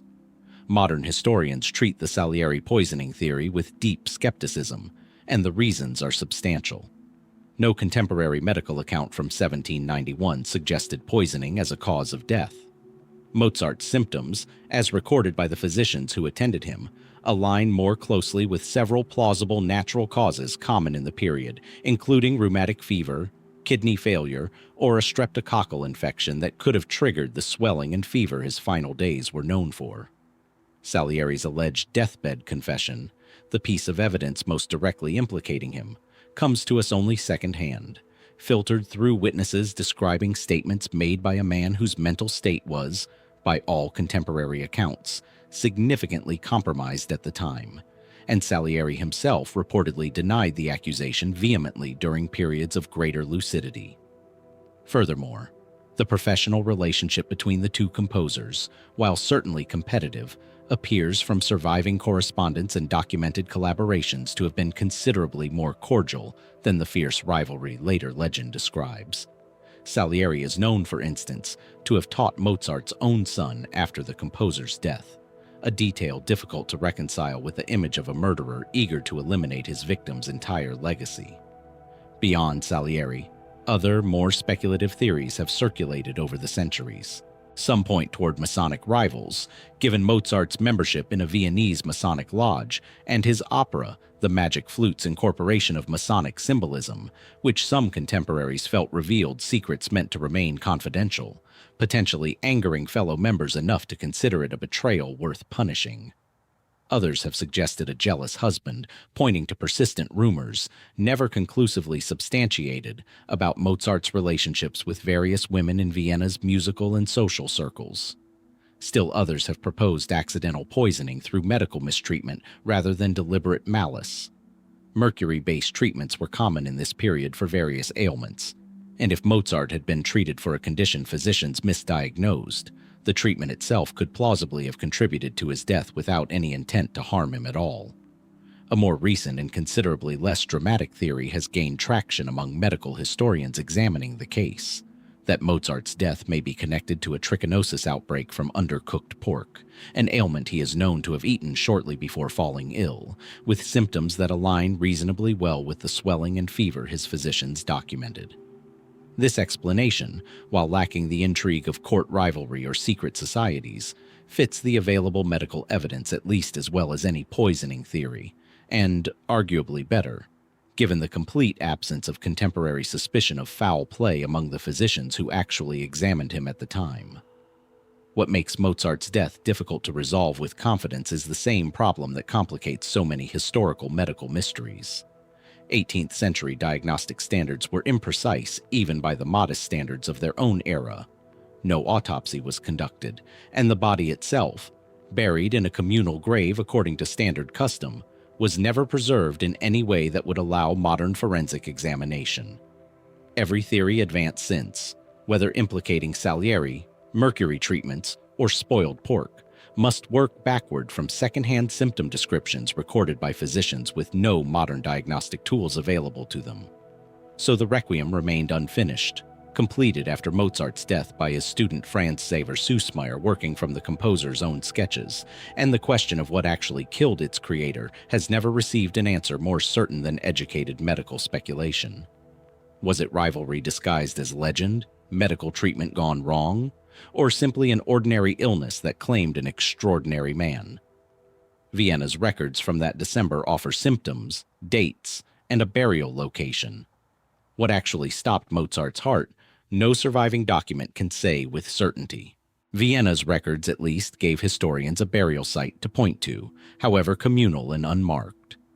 900 miles east, in a cellar in the Russian city of Yekaterinburg, an entire family would vanish so completely that even their burial site remained a matter of dispute for the better part of a century. In the early hours of July 17, 1918, Tsar Nicholas II of Russia, his wife Alexandra, and their 5 children, including the youngest daughter, Grand Duchess Anastasia, were executed by Bolshevik guards in the basement of the Apachev house, where the family had been held under guard following the revolution that ended Romanov rule. The killings were carried out in secrecy, the bodies removed from the city and disposed of in a manner the Bolsheviks worked deliberately to obscure, aware that the family's fate remained a matter of enormous political sensitivity, both domestically and internationally. For decades afterward, the Soviet government offered only fragmentary and sometimes contradictory official accounts of what had happened to the remains, fueling persistent uncertainty over whether every member of the family had actually died that night, or whether one of them, most persistently rumored to be Anastasia, then 17 years old, had somehow survived. That uncertainty found its most famous focus in a woman who emerged in Germany in 1920, pulled from a canal in Berlin after an apparent suicide attempt, initially unwilling or unable to identify herself. Committed to a psychiatric institution, she eventually began claiming, or allowing others to claim on her behalf, that she was Grand Duchess Anastasia, the youngest Romanov daughter who had somehow escaped the execution cellar and made her way, injured and traumatized, out of Russia. She took the name Anna Anderson, and over the following decades became the most famous and persistent Anastasia claimant among dozens who would eventually surface across Europe and North America. Anderson's claim attracted genuine, sustained support from people who had known the real Romanov family, including some who testified to physical resemblances, shared memories she seemed to possess of details from palace life, and even scars that some observers connected to injuries consistent with the reported execution. Her case became the subject of extensive legal proceedings in German courts across decades as she sought formal recognition and access to any surviving Romanov inheritance. Proceedings that ultimately ended without a definitive legal ruling either confirming or denying her identity, the courts finding the evidence insufficient to decide the matter conclusively either way. She lived out much of her later life in the United States, married an American academic, and died in 1984, having maintained her claimed identity for over 60 years without ever being definitively proven false during her lifetime. That changed after her death. DNA testing conducted in the 1990s, using tissue samples preserved from an earlier medical procedure Anderson had undergone, along with hair samples, was compared against DNA from descendants of the Romanov family, including Prince Philip, Duke of Edinburgh, who shared a maternal line connection to Empress Alexandra. The results showed no genetic match between Anderson and the Romanov family. Instead, subsequent testing connected her DNA to relatives of Franziska Szankowska, a Polish factory worker who had disappeared from her own family's awareness around the same period Anderson first surfaced in Berlin, and who had a documented history of psychiatric hospitalization before her disappearance. For most geneticists and historians, this evidence effectively closed the case. Anna Anderson was almost certainly Franziska Szankowska, not Anastasia Romanov. Whatever combination of genuine psychological delusion, deliberate fraud, or some blend of both had sustained her claim across 6 decades. Yet even this seemingly conclusive genetic evidence hasn't entirely silenced the broader mystery, for a reason separate from Anderson's case specifically. The actual remains of the Romanov family themselves were not fully located and forensically confirmed until years after Anderson's death.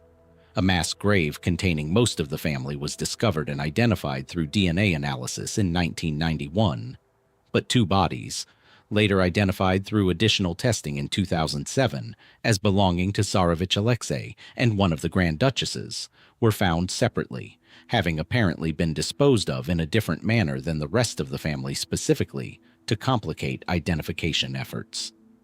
Some researchers noted that determining conclusively which daughter was represented in that second, later discovery required careful forensic analysis, given the challenges of distinguishing between siblings using the skeletal and genetic evidence available. The Russian Orthodox Church, notably, has expressed its own reservations about the authenticity of some remains, a position rooted in institutional and historical considerations that have kept portions of the case open in certain circles even after the scientific community reached its own conclusions.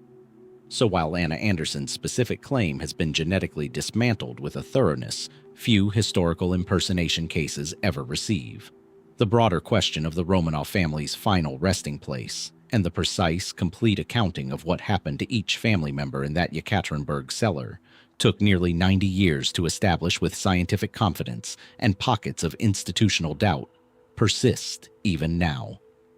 Did genuine confusion, trauma, and coincidence produce a woman who half believed her own claim, or did Anderson know from the start that she wasn't who she said she was? The Apachev house itself was demolished by Soviet authorities in 1977, erasing the physical site entirely. What the walls of that cellar witnessed has had to be reconstructed, DNA sample by DNA sample, from bones the Earth itself took decades to give back. The same imperial family whose cellar in Yekaterinburg would one day need to give up its secrets DNA sample by DNA sample had, 2 years earlier, been entangled in a very different kind of disappearance. One that began not with a firing squad, but with a wealthy prince's basement, a plate of poisoned cakes, and a man whose death, by every contemporary account, refused to happen as planned. Grigori Rasputin, the Siberian mystic who had gained extraordinary influence over Tsarina Alexandra through his apparent ability to ease the suffering of her hemophiliac son, Alexei, was killed in the early hours of December 30th, 1916, in the Moika Palace basement belonging to Prince Felix Yusupov, one of Russia's wealthiest aristocrats. By Yusupov's own later account, published years afterward and treated by historians with considerable caution given his clear motive to cast himself as the story's central hero, Rasputin was fed cakes and wine laced with cyanide, survived the poisoning far longer than should have been possible, was then shot multiple times, beaten, and eventually drowned in the icy Malaya Nevka River, his body discovered days later. Whether every detail of that account reflects what actually happened, or whether Yusupov considerably embellished the drama of the killing to enhance his own legend, remains a matter of real historical dispute, since forensic evidence from the period is limited, and Yusupov's memoir was written well after the fact, shaped by decades of retelling and his own evolving relationship with the story's fame. What is not disputed is the broader context that made Rasputin's murder, in the eyes of many within the Russian aristocracy, not merely justified, but urgently necessary. By 1916, Russia was suffering catastrophic losses in the First World War, domestic instability was mounting, and Rasputin's undeniable influence over Alexandra, and through her, over Tsar Nicholas II's governance during his frequent absences at the front, had become a source of profound anxiety among the nobility, some of whom believed the mystic was actively damaging Russia's war effort and the monarchy's credibility through his interference in political and military appointments. Yusupov himself, along with Grand Duke Dmitry Pavlovich, a cousin of the Tsar, and the right-wing political figure Vladimir Purishkevich, are the individuals most directly documented as having planned and carried out the killing. On this much, the historical record is reasonably firm. Where the record grows considerably murkier is in the question of whether this small circle of aristocratic conspirators acted entirely on their own initiative, or whether they had encouragement, foreknowledge, or even direct involvement from parties who preferred to remain unnamed. One persistent theory implicates British intelligence, specifically operatives connected to Britain's Foreign Intelligence Service.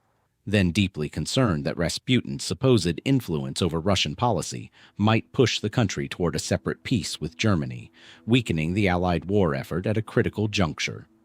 Proponents of this theory point to the presence of a British intelligence officer, Oswald Rayner, who was a personal friend of Yusupov's from their student days at Oxford and who was in Petrograd at the time of the murder.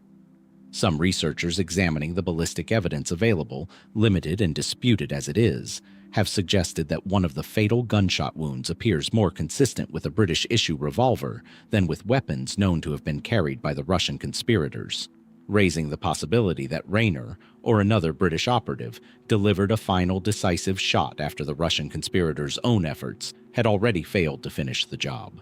This theory remains circumstantial, resting on ballistic interpretation that other historians dispute, and no British government document has ever surfaced explicitly confirming direct involvement in the killing itself, though British diplomatic correspondence from the period does confirm real concern within London's foreign policy establishment about Rasputin's perceived influence.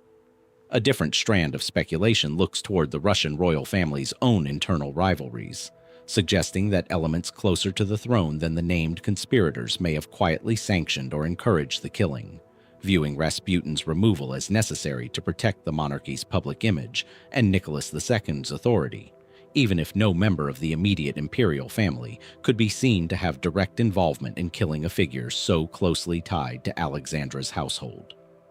Grand Duke Dmitri's own royal blood already placed a member of the extended Romanov family at the center of the conspiracy, and some historians have wondered whether his involvement reflected broader tacit approval circulating through parts of the aristocracy, and possibly reaching, in some unstated way, figures within the palace itself, frustrated by Alexandra's continued reliance on Rasputin despite mounting public scandal.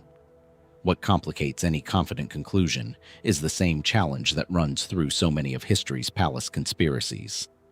The conspirators themselves had every reason to shape their own accounts favorably after the fact. Foreign intelligence services rarely leave clean documentary trails for politically sensitive operations, and the chaotic collapse of the Russian monarchy less than 3 months later scattered or destroyed considerable documentary evidence that might otherwise have clarified exactly who knew what and when about the plan to kill Rasputin. So the basement on the Moika, the poisoned cakes, and the icy river all remain fixed points in a story whose full authorship has never been definitively settled. Did 3 aristocrats act entirely alone, driven purely by domestic political desperation? Did a foreign intelligence service add its own hand to a killing already underway?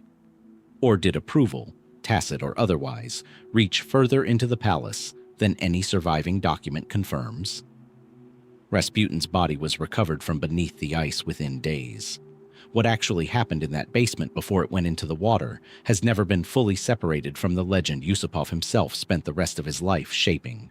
Rasputin's body, at least, was eventually recovered from beneath the ice.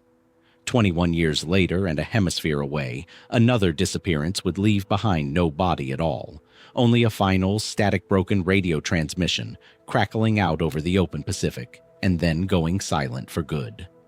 On July 2, 1937, Amelia Earhart, already the most famous female aviator in the world, and her navigator Fred Noonan, vanished somewhere over the central Pacific Ocean during an attempt to circumnavigate the globe along its longest possible route at the equator. Their final confirmed leg was meant to end at Howland Island, an impossibly small strip of land barely 2 miles long, where the United States Coast Guard cutter Itasca waited to guide them in by radio. Instead, Earhart's transmissions grew increasingly urgent and confused as the flight progressed, describing fuel running low and an inability to locate the island, culminating in a final message reporting that they were flying along a specific navigational line, after which no further confirmed transmission was ever received. An extensive search launched immediately by the U.S. Navy and Coast Guard, covering some 250,000 square miles of ocean, found no trace of the aircraft, and Earhart and Noonan were declared legally dead in 1939. The mainstream explanation, and the one favored by most professional historians and the U.S. government's own contemporary investigation, holds that Earhart and Noonan simply ran out of fuel searching for Howland Island, ditched their aircraft into the open ocean, and drowned or were lost at sea shortly afterward, their plane sinking into waters far too deep for 1930s search technology to locate. This explanation fits the documented navigational challenges of the flight's final hours, the plane's dwindling fuel supply referenced in Earhart's own transmissions, and the sheer difficulty of locating a target as small as Howland Island using the celestial and dead reckoning navigation methods available at the time, particularly given documented radio communication problems between the aircraft and the Itasca throughout the flight's final approach. Yet the case has never settled into full consensus, and several competing theories have persisted for decades, each drawing on different pieces of circumstantial evidence. The most extensively investigated alternative holds that Earhart and Noonan, rather than crashing into open ocean near Howland, instead diverted to Nikumaroro, then known as Gardner Island, a remote and uninhabited atoll several hundred miles southeast of their intended destination, where they survived for some period as castaways before eventually dying of exposure, thirst, or injury. Proponents of this theory, most prominently the research group TIGAR, point to a series of suggestive but not conclusive findings recovered from the island over decades of expeditions. Fragments of aluminum aircraft skin consistent with, though not definitively matched to, Earhart's Lockheed Electra, a section of plexiglass that could plausibly match the aircraft's window design, and a partial skeleton discovered on the island in 1940, whose bones were examined at the time and judged, using the forensic standards then available, to belong to a male, though a more recent statistical reanalysis of the original measurements has argued the bones could equally be consistent with a woman of Earhart's specific height and build. The skeleton itself was lost sometime after the original 1940 examination, leaving modern researchers unable to conduct the DNA testing that might finally resolve the question definitively.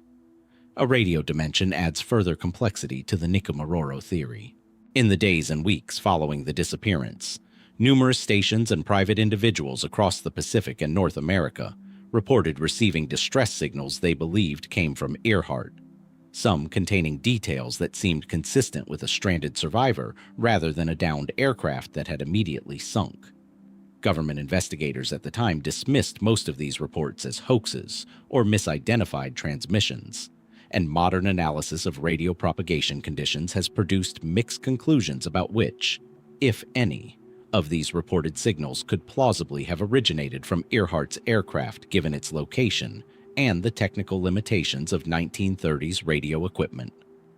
If genuine, these signals would suggest the plane remained above water, at least temporarily, well after the point at which the mainstream ocean ditching theory assumes it sank. A considerably more speculative theory, popular for a period in the 20th century but treated with substantial skepticism by professional historians today, proposed that Earhart had actually been on a covert reconnaissance mission for the U.S. government, was captured by Japanese forces after straying into Japanese-controlled Pacific territory, and died in Japanese custody, her disappearance covered up by both governments to avoid diplomatic embarrassment. This theory has never produced verifiable documentary support from either American or Japanese archives, and most professional historians regard it as a compelling but unsubstantiated Cold War-era narrative, rather than a credible account grounded in surviving evidence. What makes Earhart's disappearance especially resistant to resolution is the combination of an extraordinarily remote crash location, primitive contemporary search technology, and physical evidence, where it exists at all, too fragmentary and degraded to produce conclusive modern forensic results. Every theory advanced since 1937 has had to work from partial radio logs, disputed bone measurements, and aircraft fragments that resist definitive matching to a specific plane, rather than from any recovered wreckage confirmed with certainty to be Earhart's Electra. So the question that began with a fading radio transmission in July of 1937 remains open in the same way it has for nearly 9 decades. Did Earhart and Noonan vanish quickly beneath the waves near Howland Island, their fate sealed within hours of their final message? Or did they survive, stranded on a remote atoll, sending signals that a preoccupied world dismissed as noise before the island itself eventually claimed them? The Pacific covers roughly a third of the Earth's surface. Somewhere within it, or beneath it, lies whatever is left of the answer. Every case in this collection so far has left behind fragments, a bone, a letter, a radio signal, for us to argue over. This next one is stranger for what it leaves behind instead. A precise date, a precise address, and a raid so exact it could only have come from someone who already knew where to look. The address was Prinsengracht 263, Amsterdam. The date was August 4th, 1944. For just over 2 years, 8 people, the Frank family, the Van Pels family, and dentist Fritz Pfeffer, had lived hidden behind a movable bookcase in a set of rooms known as the Secret Annex, protected by a small circle of Dutch employees who risked their own lives to keep them fed, sheltered, and informed of the war's progress.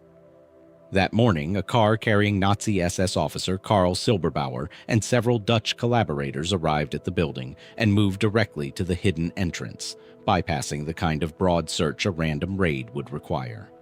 All 8 people in hiding were arrested and deported. Only Otto Frank survived the camps. Someone had told the authorities precisely where to look. Who that person was has never been established with full certainty. For decades, the leading suspect was Willem van Maren, a warehouse employee at the same premises who had grown suspicious of unusual activity in the building. Footsteps overhead, supplies vanishing faster than the visible staff could explain, and who was known to have tested his suspicions, reportedly scattering peas on the floor to see whether someone was moving through supposedly empty parts of the building at night. Van Maren was investigated after the war, both by Dutch authorities and independently by Otto Frank, who apparently never stopped suspecting him, but no conclusive evidence ever surfaced, proving he had actually reported the hiding place to German authorities, and Van Maren denied it throughout his life. The case against him remains exactly what it always was: a man with clear opportunity and evident suspicion, but no confirmed link to the act of betrayal itself. Other names have surfaced periodically since the 1940s, drawn from the wider informant networks known to have operated across occupied Amsterdam. Some researchers have pointed to Anna van Dyck, a Jewish woman coerced into informing for the Nazis under pressure tied to her own safety, tragically incentivized to help identify others in hiding. Others have proposed Nellie Voskuil, sister of Bep Voskuil, one of the group's actual protectors, and reportedly involved with a Dutch collaborator herself, raising the unsettling possibility that betrayal came from within a family otherwise devoted to keeping the group alive. None of these theories has ever been substantiated with documentary proof directly tying one individual to the tip that reached German authorities that August morning. A more recent and considerably more contested theory emerged from a multi-year cold case investigation launched in 2016, applying modern investigative techniques, including data analysis of Amsterdam's wartime informant networks, and later detailed in a 2022 book.